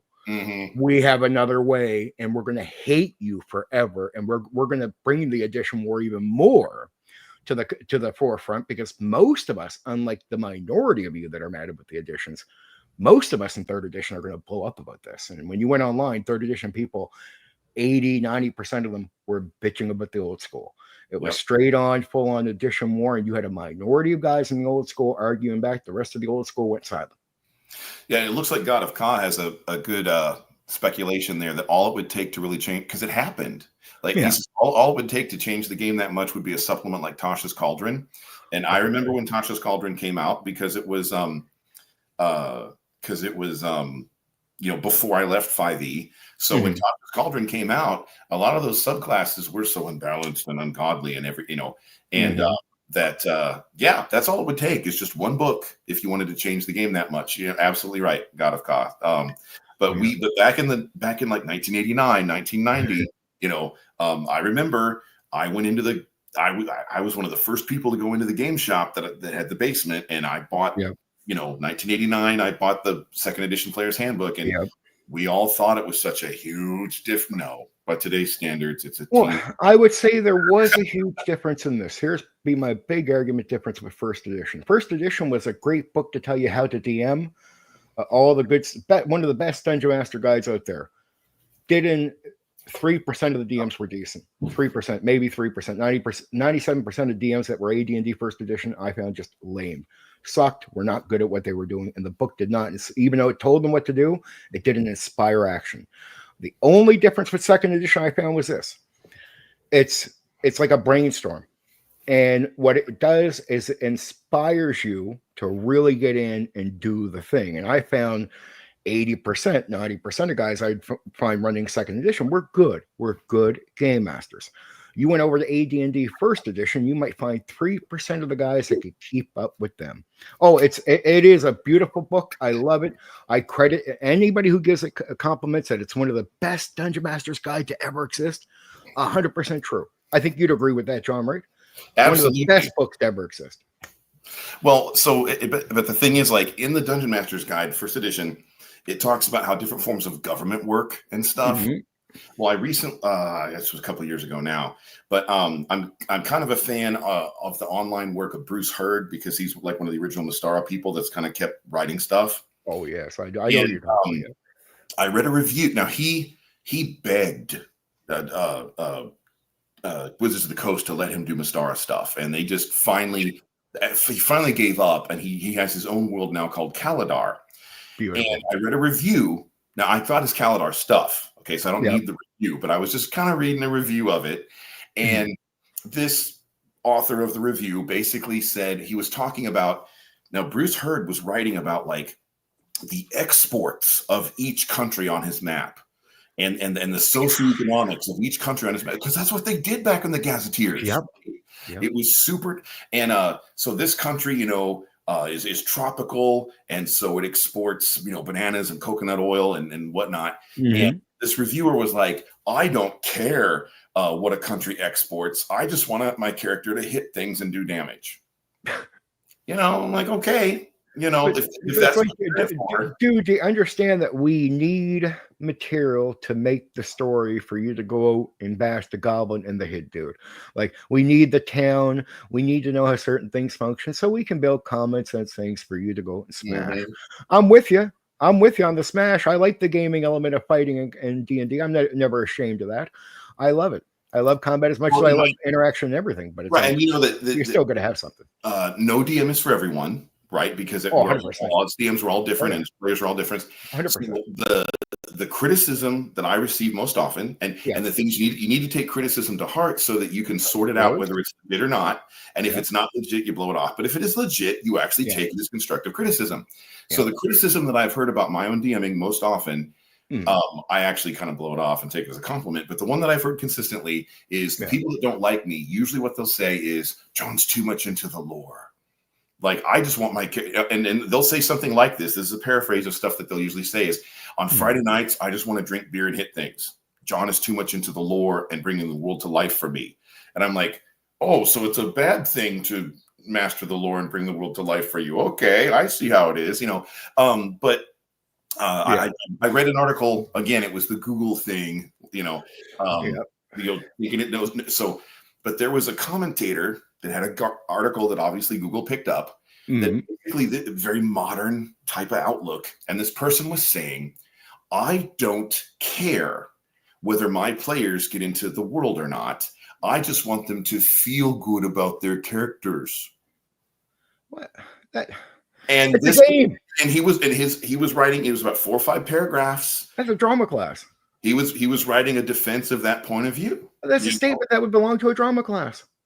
That's not a statement for you agree with this, John? That's a statement for a drama class, not a tabletop role. Right now, but I think if that's really what you, because I'm a big believer in the early, now Gary Gygax, it was pointed out to me in another article I read that they had quotes from Gary Gygax in a certain year, and they had quotes from him in a later year after he kind of got greedy and crazy. And so early Gary and late Gary, I'm a big fan of early Gary. Okay. I agree. Early Gary used to say there is no right or wrong way to play this game. And so and early Gary actually wrote at the end of the his little Alice in Wonderland spoof module that, you know, there are different types of fantasy, and if this isn't your type of fantasy, that's fine. You know, you might prefer something more like Conan than Alice in Wonderland. But so if that's the game that people want to play and they have fun with it, go for it. But it's not the kind of game I like. It's not what I run.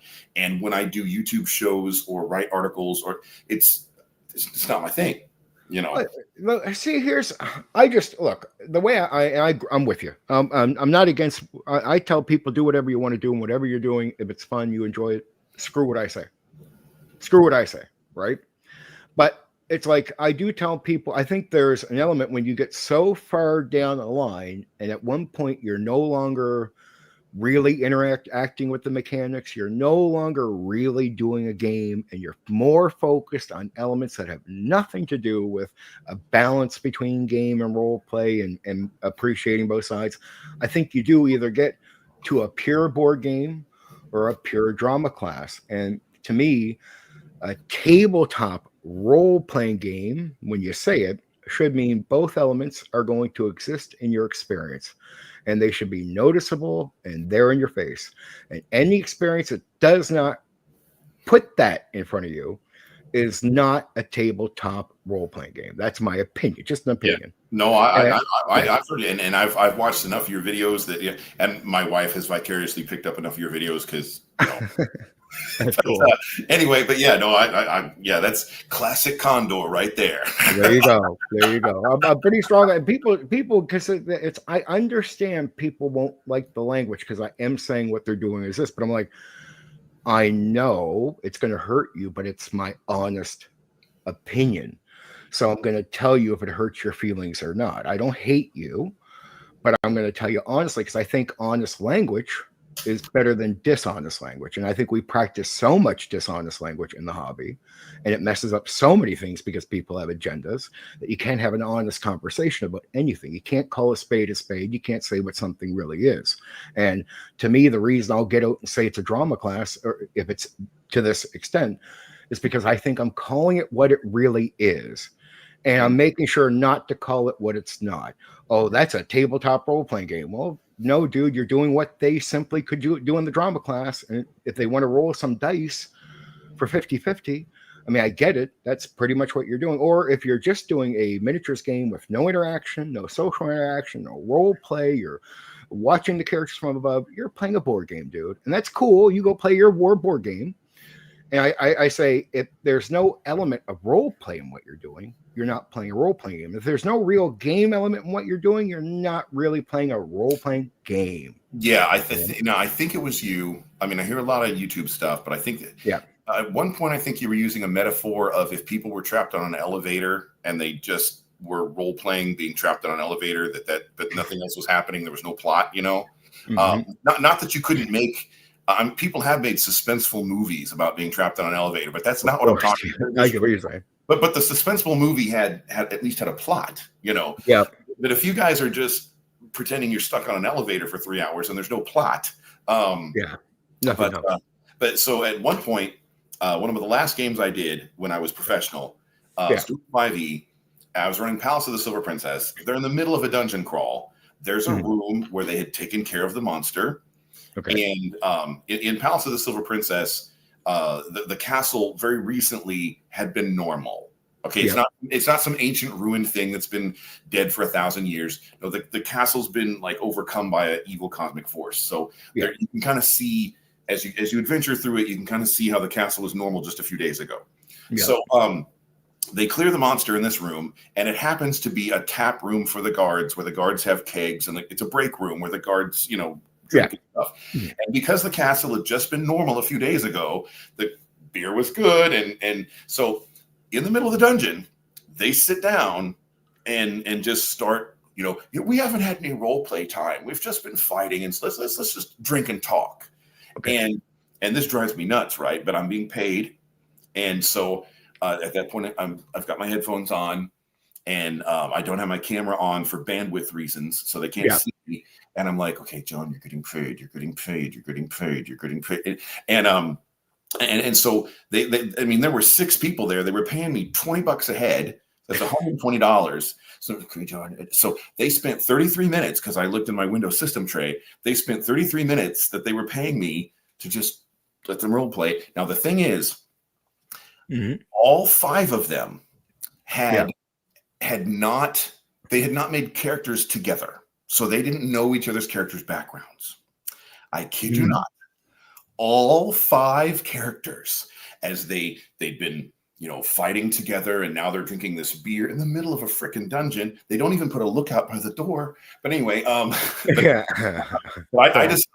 was so tempted. All my DMing instincts where it was to have a wandering monster come through the door right then and punish them. But no, they're paying me. That's what I would do to my normal players.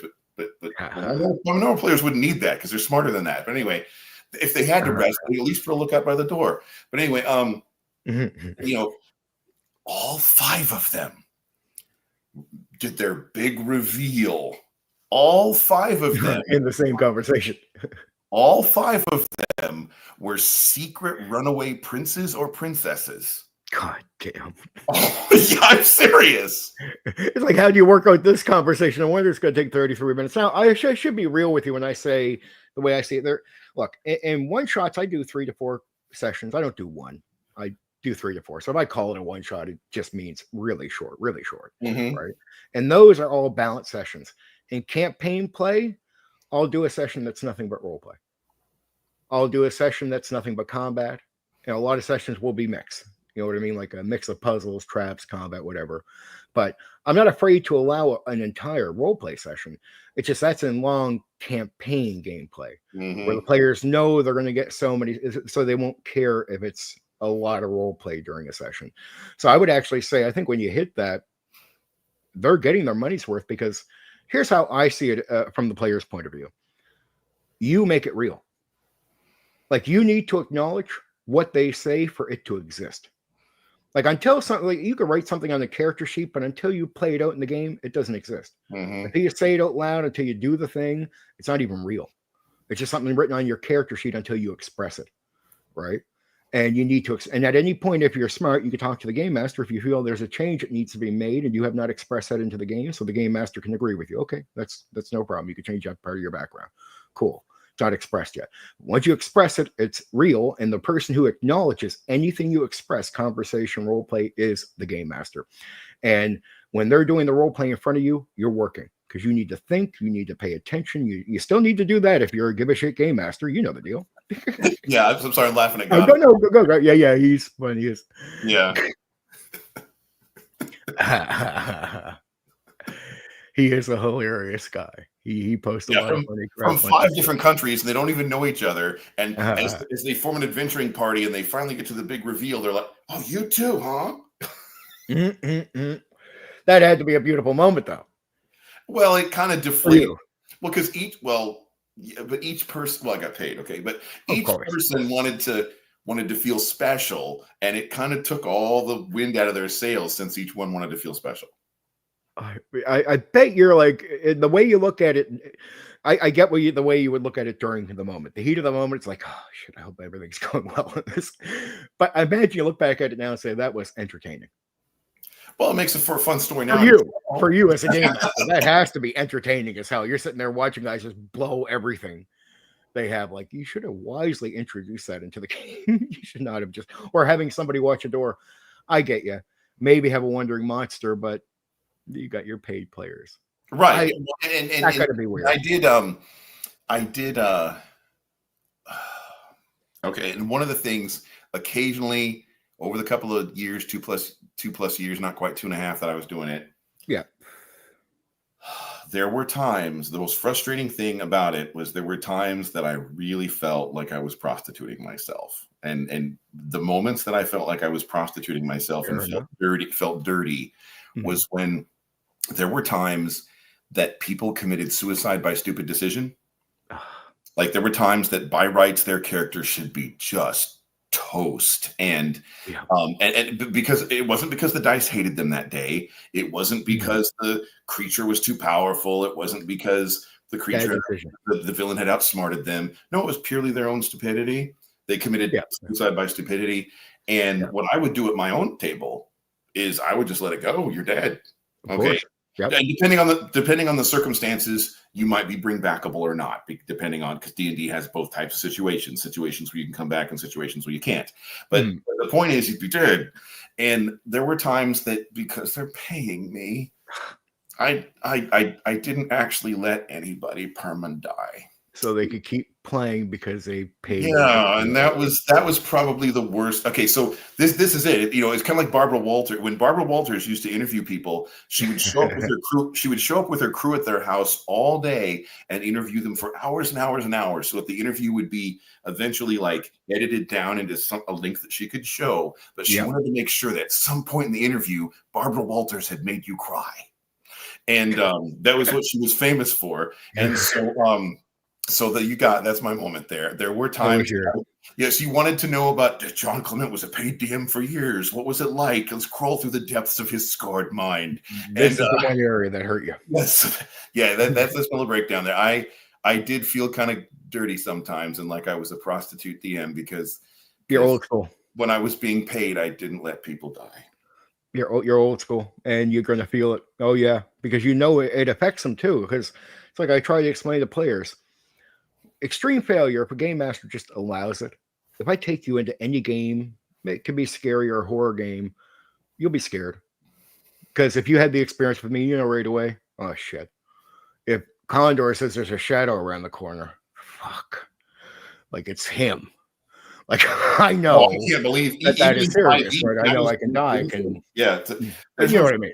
yeah. Even in 5e, there's no saving throw or resistance against a shadow strength drain. I can't believe they let that go in 5e. In 5e, monsters are all supposed to be neutered, but that's another topic. Like you said, that's the grass and the weeds you were talking about. Well, yeah, you can get to the point of the total party kill, the overkill stuff, or the where they walk through every fight, and there's not a lot of down the middle fighting. I've done probably about 150 encounters now. Uh, I would say not a lot of 2%. 2% of the combat seems honestly challenging, fun, holds up on both sides, goes all the way through. Old school, you're looking to get 8 out of 10 of those. And the new school, you're lucky to get 1 out of like 20 or 30, right? Mm-hmm. And the rest are either walk through or a total party kill is the threat, right? And it doesn't seem to be, and they'll tell you it's balanced combat. I'm like, well, where is the balance? Either the enemy's getting walked on and then it takes a long time and players are all dead bored halfway through. I'm like, and I'm like, okay, other than combat that is unique to D&D, what is one other element unique to D&D? Nothing. So the only element that tells me what you're doing is Dungeons and Dragons or in the vein of Dungeons and Dragons is your combat. It's the only area that's unique to D&D. That's some people are accused of copying it. Even games that aren't it will be called clones of it if they go down that road. Any similar combat to D&D is pretty much D&D or a clone of D&D or claimed to be a clone. It's just how it is. And when you get to combat, it's the only unique area. No other tabletop role-playing game touches that is unique to its own. Like World of Darkness has a just different combat than D&D, and they does that on purpose, right? So it can be separate. So it's not the same thing. So it's not accused of being that. So when you go to D&D, I'm like, I'm only going to judge you on your combat. I don't care how you do your role play or all the other traps. I don't give a fuck. I don't care. If you're D&D, your combat will be D&D. And I know what D&D combat is. And with the third edition went, that's not D&D combat to me. I'm like, it's not even close. It has no relationship. And it's the only element of D&D that we know makes D&D. All other elements are not unique to D&D, and there was other games out in the 80s and 70s that did role play, did the whole thing.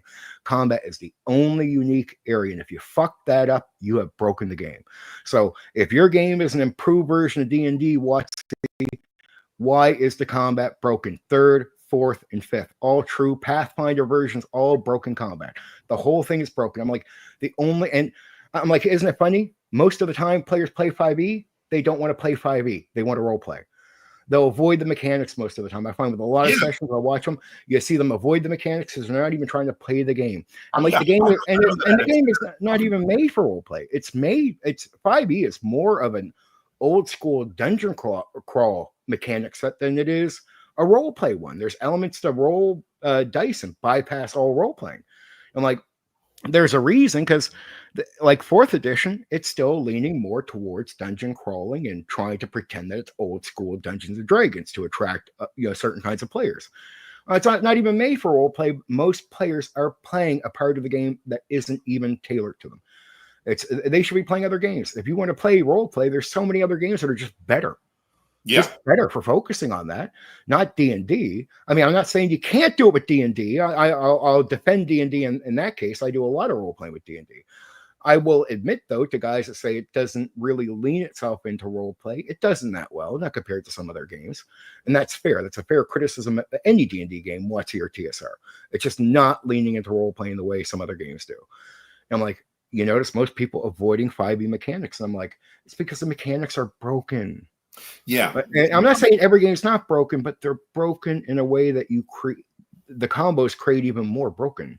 Yeah. So when I first started, when that OGL crisis happened in early 2023, and I first started to explore the OSR world, one of the YouTubers that had a big influence on me that I found early on was Ben of Questing Beast. Yeah. And he pointed out some stuff that was just like, if you look at he pointed out the difference between the actual swords and sorcery genre and what 5e has become, where it's like a anime superhero show.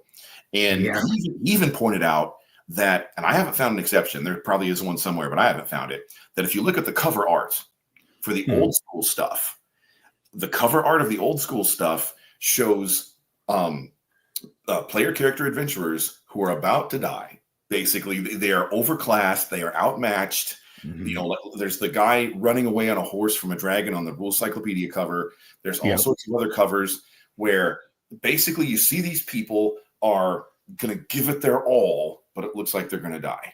They're going to heroically die bravely. Even the guy running away on the horse, he's got his sword out, covering his sword's flank, and because the hero isn't the guy who can kick your ass; it's the guy who's brave enough when he can't to still come out with a shield and sword to fight you.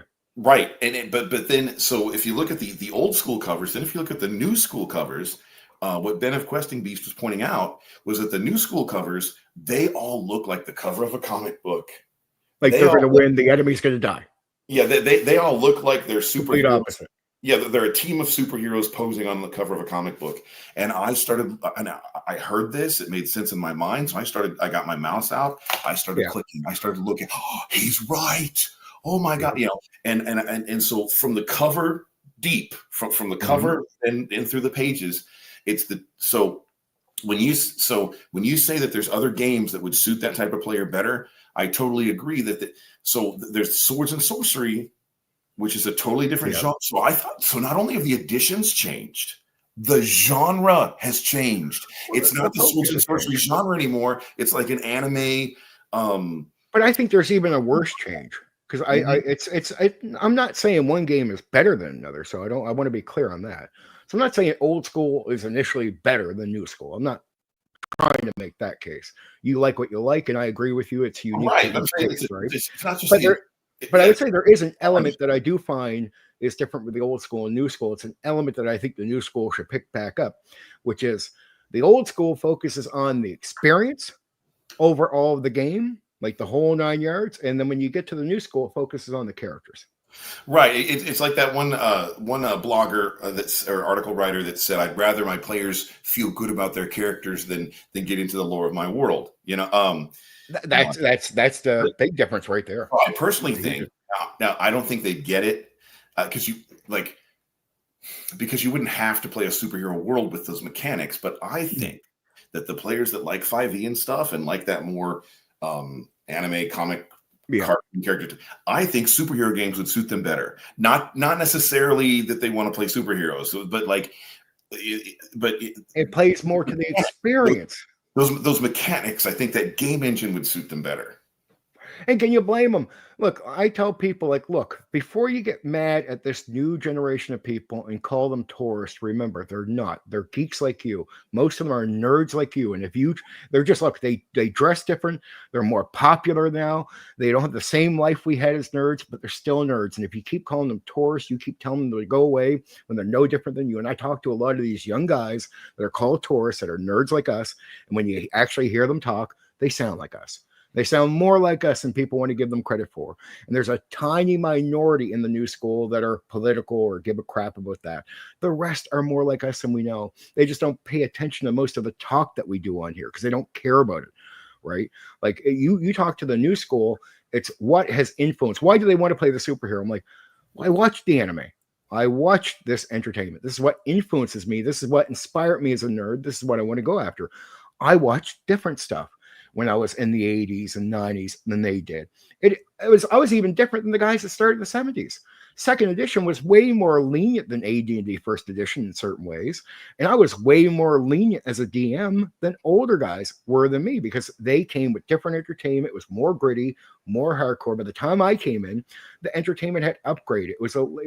We already did Indiana Jones, Star Wars. Like it was a different form of entertainment than they experienced in the 70s when they were first coming in. So what they want is different than what I wanted. And then what I found is as we're hitting the new school, it's look at what they're watching. They're not watching Dragon Slayer. They're watching Bleach. Mm-hmm. They're watching Naruto, right? And now they're all grown up from watching Naruto and shows like that. And all of these shows have been around for like 20 or 30 years now. So all these guys are now older in their 30s, going into their 40s and shit like this that watch anime. Mm-hmm. And they didn't watch Dragon Slayer. So they want a different experience, but they do want it to be credible. The thing is, we dropped the ball because in the OSR, we go, we're going to force our old style on you with all the old shit that didn't sell back then. All the stuff that the minority wanted that put TSR out of business. We're going to try to sell that minority shit again. And we're going to take the popularity of OSR and just fucking flush it down the goddamn drain, which is what we did. We make a credible amount of money, but we're leaving 90% on the table that we could make if we were catering with some of these old elements to the new school. They don't bother. So they leave other people to do this. They don't even do a good job. And you get people that are not being served. And it's like you could make a credible version of a game that isn't overkill for these people. And like you're saying, there's certain games like superhero games that might lean more to catering to that mindset or what they want. Right. And even if you didn't want to play superheroes per se, even if superheroes weren't really the genre you wanted, I think those mechanics and I think those systems support the style of play that these people want. 100% agree. I don't disagree. I think some of them are actually good. I think some of them aren't that try, but some of them are. It again, it varies maybe on taste, though. I think you'd agree with me, John. It's no matter what game you run, no matter what taste you have, there is elements that are similar for game masters or players or the way you approach these games that are going to be true and good all the way through. And if you mess up in a certain area, it won't be a difference in taste. You'll just not run that area good. That will be true for every game you try to run. And it won't be a difference in taste where you're messing up there and your players could have a better time if you took some advice from a guy who might know more or figured out a trigger. Like, look, I don't pretend that I'm naturally great. I work really hard, took a lot of years, spent a lot of time in gaming to learn certain tricks to make myself better where I sucked, right? Some of these tricks took me decades to learn. And I see a guy at a table making the same mistake I did for decades, and I just want to fucking help him. It's not a difference in taste, dude.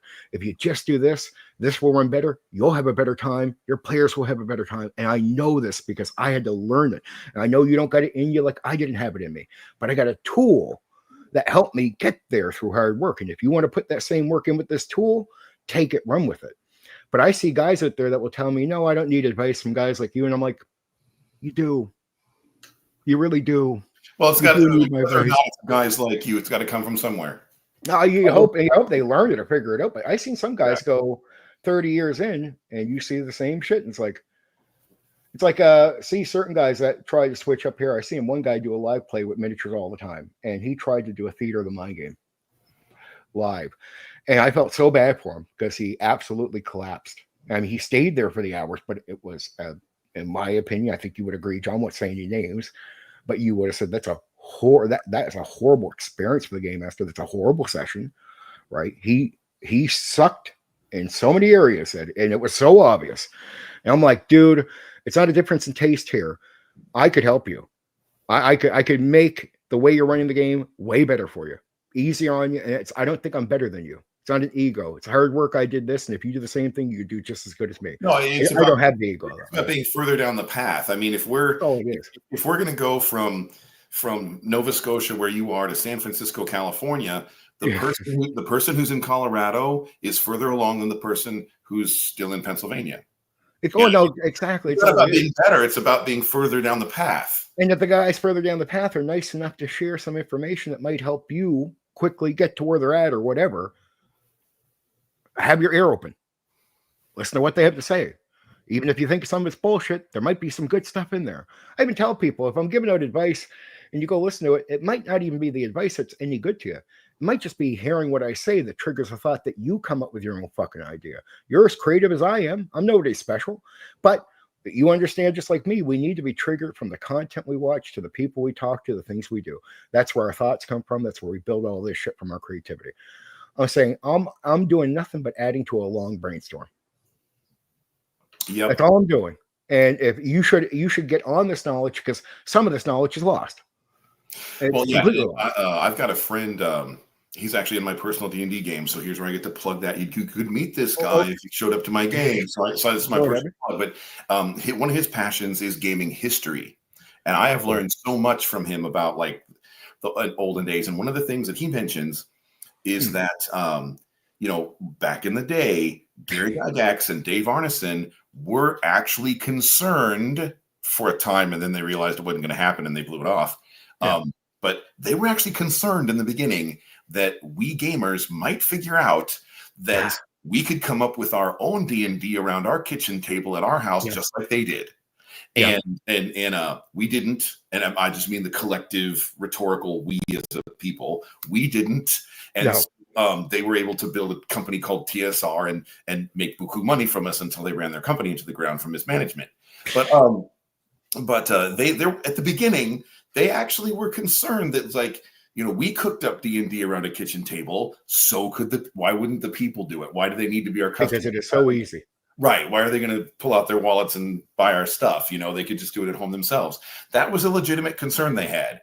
Then they gave up on that and realized that we were going to be sheeple. And I'm including my, Mhm. I mean, we collectively as society, we were just going to buy the TSR books until the company ran itself into the ground due to mismanagement. Well, I hate to plug myself here, but I did do a video the other day where I did exactly on this topic. I don't know if you got a chance to hear it at all, but I talked exactly about rules, and I did an example off the top of my head while I was recording, which was just run them through D6 and have a target number, and it could be 4 and up. You succeed, 3 or less, you don't. You could make basic hit points. You could put a penalty in there where it's 3 or more. If it's a benefit that they hit the target, or 4 or less where they miss. So a penalty, any realism that you see where there might be a benefit or an off kilt to the roll, you can just put that simple penalty in. You could do basic hit points, and you can just run with it. I explained to people I could run a game with this basic set of rule ideas as good as any Dungeons and Dragons game you're playing. I could run just as good of a session with the most basic set of rules, because game mastering is more of a skill, talent thing you're actually doing than how you relate game mastering to the rules is not what you think. It's a completely different thing. Right? No, when I was a teenager in high school, that's when it really hit me one time. What a difference the game master actually makes. Okay, so the military guys at Whiteman Air Force Base, the other game that they really liked was BattleTech at the time. And there were guys that would drive trucks, and in the truck you'd see they had a BattleTech novel. They're reading the BattleTech novels and stuff. So occasionally, when the group would take a break from D&D, they would play Mech Warrior, which was the role-playing game where you're actually role-playing the guys inside the mechs. And I wasn't really into it, but that's what everybody was doing. Peer pressure. Same. I feel the same. Yep. So I showed up at a game, had a ball, had a complete ball. So I thought, wow, I got a second game, right? Because I was into D&D, So I go to the game store above the basement, and I pick up a copy of Mech Warrior, and I start flipping through it, and I'm like, this game sucks. And I thought, why did I have such an awesome night last night? Like this was, and then I realized, oh, it was the game master. Yep. And that's it. Yeah, then the light bulb goes on, ding, ding, ding, ding, ding. He's going to ignore the things you don't like. Everything he's doing, you don't even know. You don't even half understand what he's doing. And it's all about it's manipulation, but for your benefit, not to hurt you, for you to have a good time. And if you just ignorantly buy in, that's when you find out how good a game master is. And I say ignorantly, meaning you just get rid of your biased thinking. And like I always tell a new player, I always love running into new players still to this day that don't have any experience with the hobby. So there's no bias coming in. But whenever I meet a DM who's going to play my game, or a very experienced player, I just like, look, put the bias away. And if you can't play the game, if I take you out of immersion, if I fuck it up, if it's so bad that it drags you out without you trying to analyze the game, I have a problem. But if you play the game without analyzing it and you have a good night, shut the fuck up. That's it. Enjoy the fact that you enjoyed it means I'm doing the right job. If you don't enjoy it, if I drag you out of immersion with my words, my actions, and you're giving me everything, you're analyzing, you're just playing the game, ignorantly just focus on the game, you're naive to every other analytic thought you could have about what I'm doing. If you can put all that away and you have a good time, and at no point you're taken out of that immersion, I'm doing a good job. And I would tell any DM who goes into a game having a hard time, that is what you have to do to break away from your judging people, right? If I play your game, the great thing about me is I'm well practiced at this. So I won't analyze what you're doing. I'll just simply play the game. If at any point it's pulling me out of immersion, I'm going to notice it because I'm not analyzing. So if you're pulling me out at that point, that is on you, right? Because I'll give my 100% as a player, right? I give full focus. I sit up. I do the whole, you never have a problem with me. All the complaints I do with bad players, I show up as a good player. I've never had a bad history on playing. I show up. I'm supportive to the game, not an enemy of the game master. That's it. I want to have a good time. I'm not there to show you up. I don't give a fuck about that. I care about the experience. I really want to have a good time, game mastering, playing, whatever. I'm there for the good time. Same thing with the game master side of me, right? Not there to sabotage anyone or ruin the night. So when I show up, I try to get rid of every bias I can so I don't judge you, right? Because I'm a game master. And I could so easily try to analyze what you're doing. But who knows if you're doing something wrong? What if I just stop analyzing and I have a good time? Are you doing it wrong then? Yeah. But what if I analyze and I don't have that good time because I'm Well, analyzing? and people, we humans, we can do that with any form of entertainment because Of course. you could be all by yourself watching a TV show or a movie and overanalyze and miss some of the enjoyment you could have had because you Yep. overanalyzed the TV or the movie. Or Yep. when I was in college, as part of general ed, at one point I took music appreciation, and the music appreciation teacher said that it's a hazard of knowing too much about music. That he says you can sit in a movie theater and listen to the score background of a movie, and you can start missing the movie because your brain kicks in and you start analyzing the Yep. score of, and we can do that. We humans can do that with any form of entertainment. Yeah, and it's hard. It's hardwired for some people. Some people they're good at cutting that away.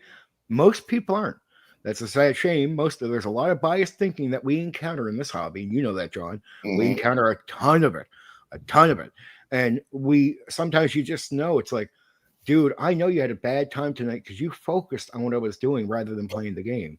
And I'm not trying to say I'm a great game master. I'm Mr. Magic. I've just done this thousands of times. I get this from what I'm seeing.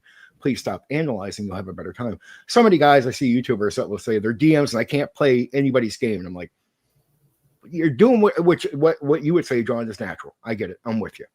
So you got to force yourself. Any habit that you don't have, you got to force yourself. Doesn't most people think it takes forever to create a new habit? I'm like, no.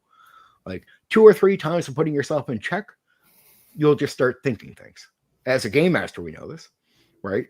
You go in, you got to put yourself in check the first couple of times, and then you'll just start doing it. And we know that that's how we get quickly on the bicycle with the training wheels and kick them off, right? As a game master, it's like tables. I seen an RPG pundit saying that we use tables and you can make it much easier, and you don't got to think and you don't got to do all this. I'm like, well, you're supposed to think, and when you come up with excuses not to think, you get lazy as a game master. And we know as a game master, that's death.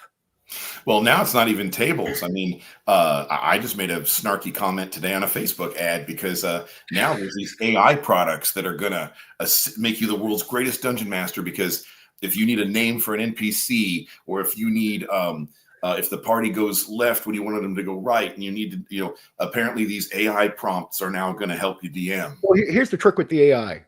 They say, and I realized the truth. This is the truth of the AI DM, and there will be one, but the way you experience is going to be weird. It's not going to be what you think. So at first, I'm hearing about this AI DM potential, and I'm like, realizing the AI can't really DM like us.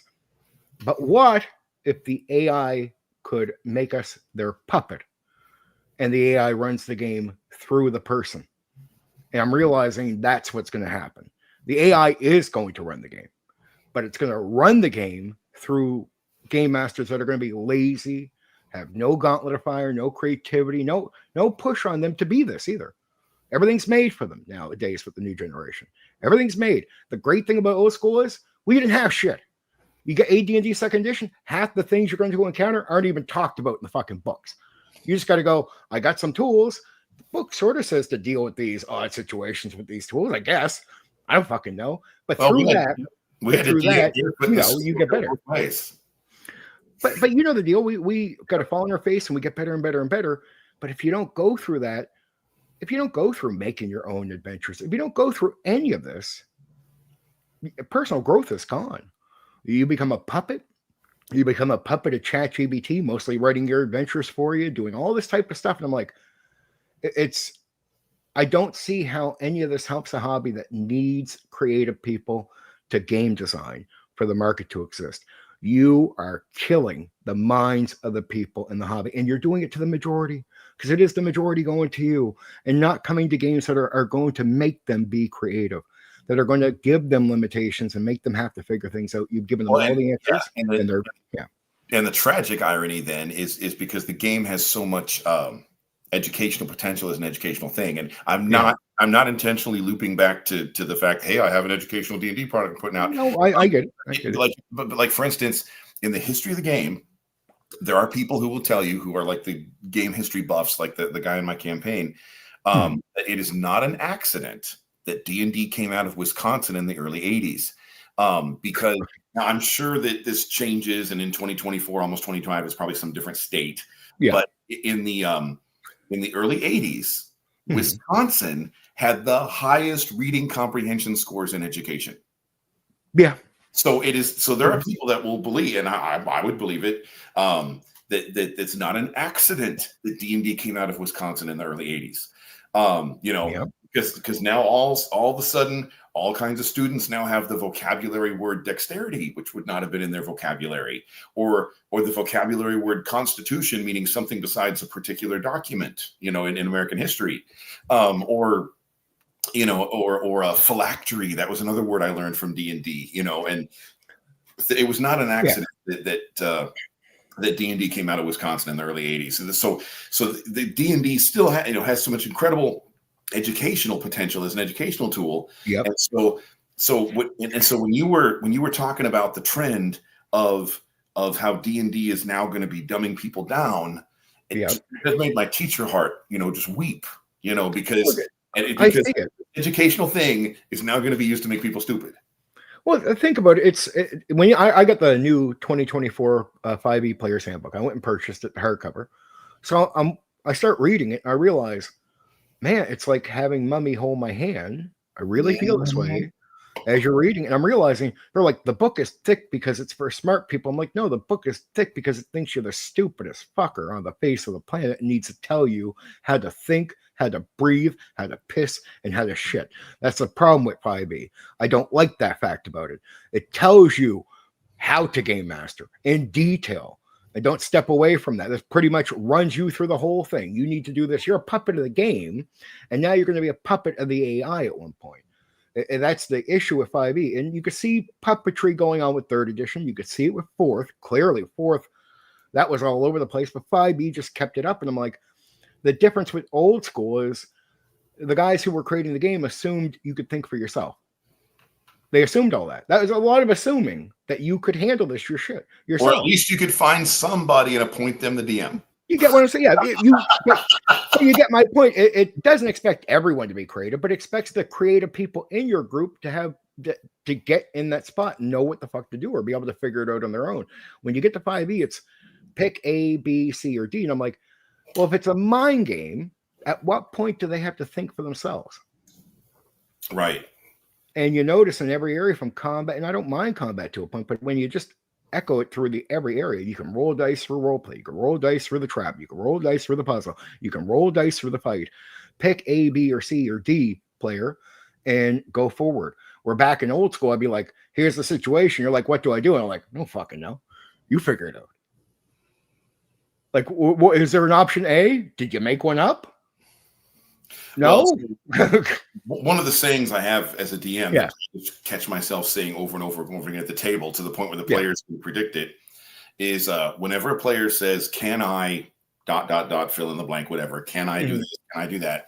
My standard response is, yeah, I'll DM that. It may not turn out the way you think it will, but I'll DM it. Well, it's like, there's a 30-foot wall. Can I jump over that?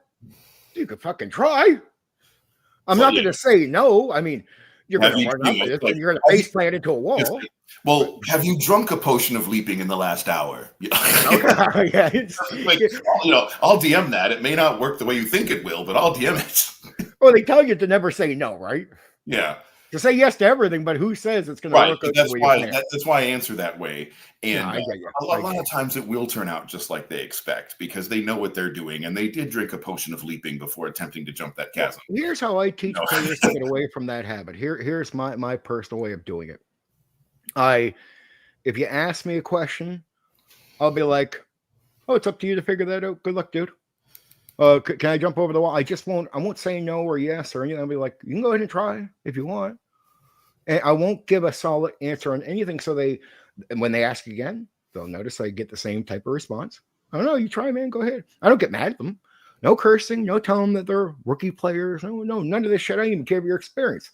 I'm just going to get the habit out of you because you're going to ask me so many times and hit a dead end wall. And you're going to hit it enough that you'll stop. Habit will just form. You will. I notice 100% of players this works with. They just get rid of it once they realize it doesn't work. It's boom.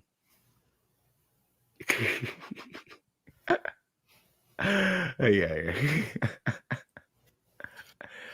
But yeah, I mean, like I found just by not replying at any time or saying, oh, even just giving a sort of dead air answer leaves players to give up after like 2 or 3 attempts at it. They just naturally give up. And because I know if I tell them to give up, it's not like everyone's advanced in thinking. They can't just drop a habit. They're going to ask certain things instinctively, right? You got to just let them hit the wall with it so they can have the experience of it doesn't work, I stop. Right. And I find that works all the time. Something I tried to say earlier, I was going back to really quick, something about AD&D first edition. I think I was making this point earlier. It's something I do that you do is similar. Stone Skin AD&D first edition. Here's something I do. I do leave the broken versions of the game, but you're not going to find them until either higher to the point where I would, I don't mind giving you, so like you said, some game breaking elements if they earn it. So you can get the Stone Skin version AD&D 1E early. You can find the second edition multiple version within the world at later levels. Another thing I'll do is I'll sometimes give enemies powers like that. Like I'll allow them to have already had the version of that spell, but to not cheat the players, it exists in the world. They can find it if they want to. So players don't feel like it doesn't exist for them. But I like I tell players, and that's one of the things is I don't mind giving some cheapness to a bad guy, because how the fuck did they even make it? If you can do all these cheap tricks and kill people so easily, why aren't they dead? They'd be offing each other. People always fight for power. That being, like you said, you look at the world, you look at the rules, right? Yeah. And I'm with you. If the rules don't seem to match the reality of the world that you're trying to express, you got to adjust the rules, not the world. Right. And to me, it's like if you have a guy that can just be taken out so easily, like if you could show up at an enemy who's like that, who's at the top, earned something, got somewhere, you could just take him out with a sleep spell. How the fuck did they get there? How the fuck they ever survive any of that? Well, that's sort of my justification for why I don't mind giving some cheap tricks to enemies that have proven something existed or something like that, right? Right. And I'm totally about that, because that makes your villains not cookie cutter. It makes your villains have a story just as interesting as the players. Now, Dave Arneson at the beginning of Throne of Bloodstone, that was the module that they said for levels 18 to 100. So Dave Arneson himself, he wrote, and it was several pages. It was like 6 or 8 pages or something. But he wrote this treatise on high level game mastering. And basically, now WotC has thrown this out. And it's not just my speculation. You can watch YouTube videos and read articles by them and whatever.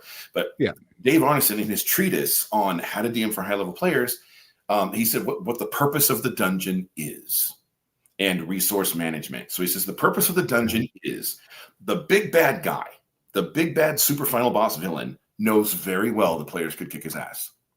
Okay, but that's why, so he knows that if the players were fully fresh and they fully had all of their spell slots and hadn't drunk any of their potions, and if none of their scrolls had been read, and if if all their magic items had full charges, he knows that if the party was at their strongest, they would kick his ass. So he says, resources. Yeah. Right. So what the dungeon is supposed to do is the dungeon is supposed to make them drink at least half their healing potions. The dungeon is supposed to make them cast most of their spells. The dungeon is supposed to deplete them before, so that they come in to fight the big boss all bloodied and beat up and bruised and not at full strength.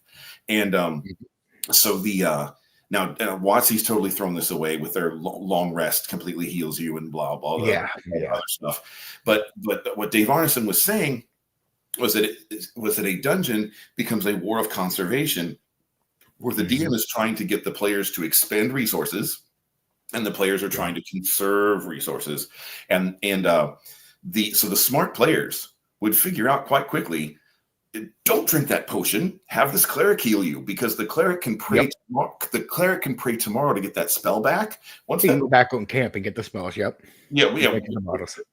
that cleric can pray to get the spell back, but just by praying to his deity. But if you drink that potion's gone. There's no remake of the potion, right? So players they'd figure that out. And but the example that Dave Arneson gave was he was like, so you want to try to get the players to expend those. He says, think about this high level party, 20 to 30th level party. He says, but let's say the door opens and 100 regular stock 1-hit die orcs run at them. kind of a Moria moment. He says, Yeah. now a wizard in the party could probably throw one fireball and wipe out all 100 stock one-hit die orcs. And he says, Yep. and it says, and it's over in less than a minute, and we move on. He says, but what you just did was you just made that mage cast a fireball. That's one less In a fireball hallway. Oh yeah, one less fireball that he's going to have, and that, of course, Watsy's completely tossed out that kind of thinking. And there's people on YouTube and in articles will have diatribes against resource management. Resource management isn't fun and blah blah blah blah.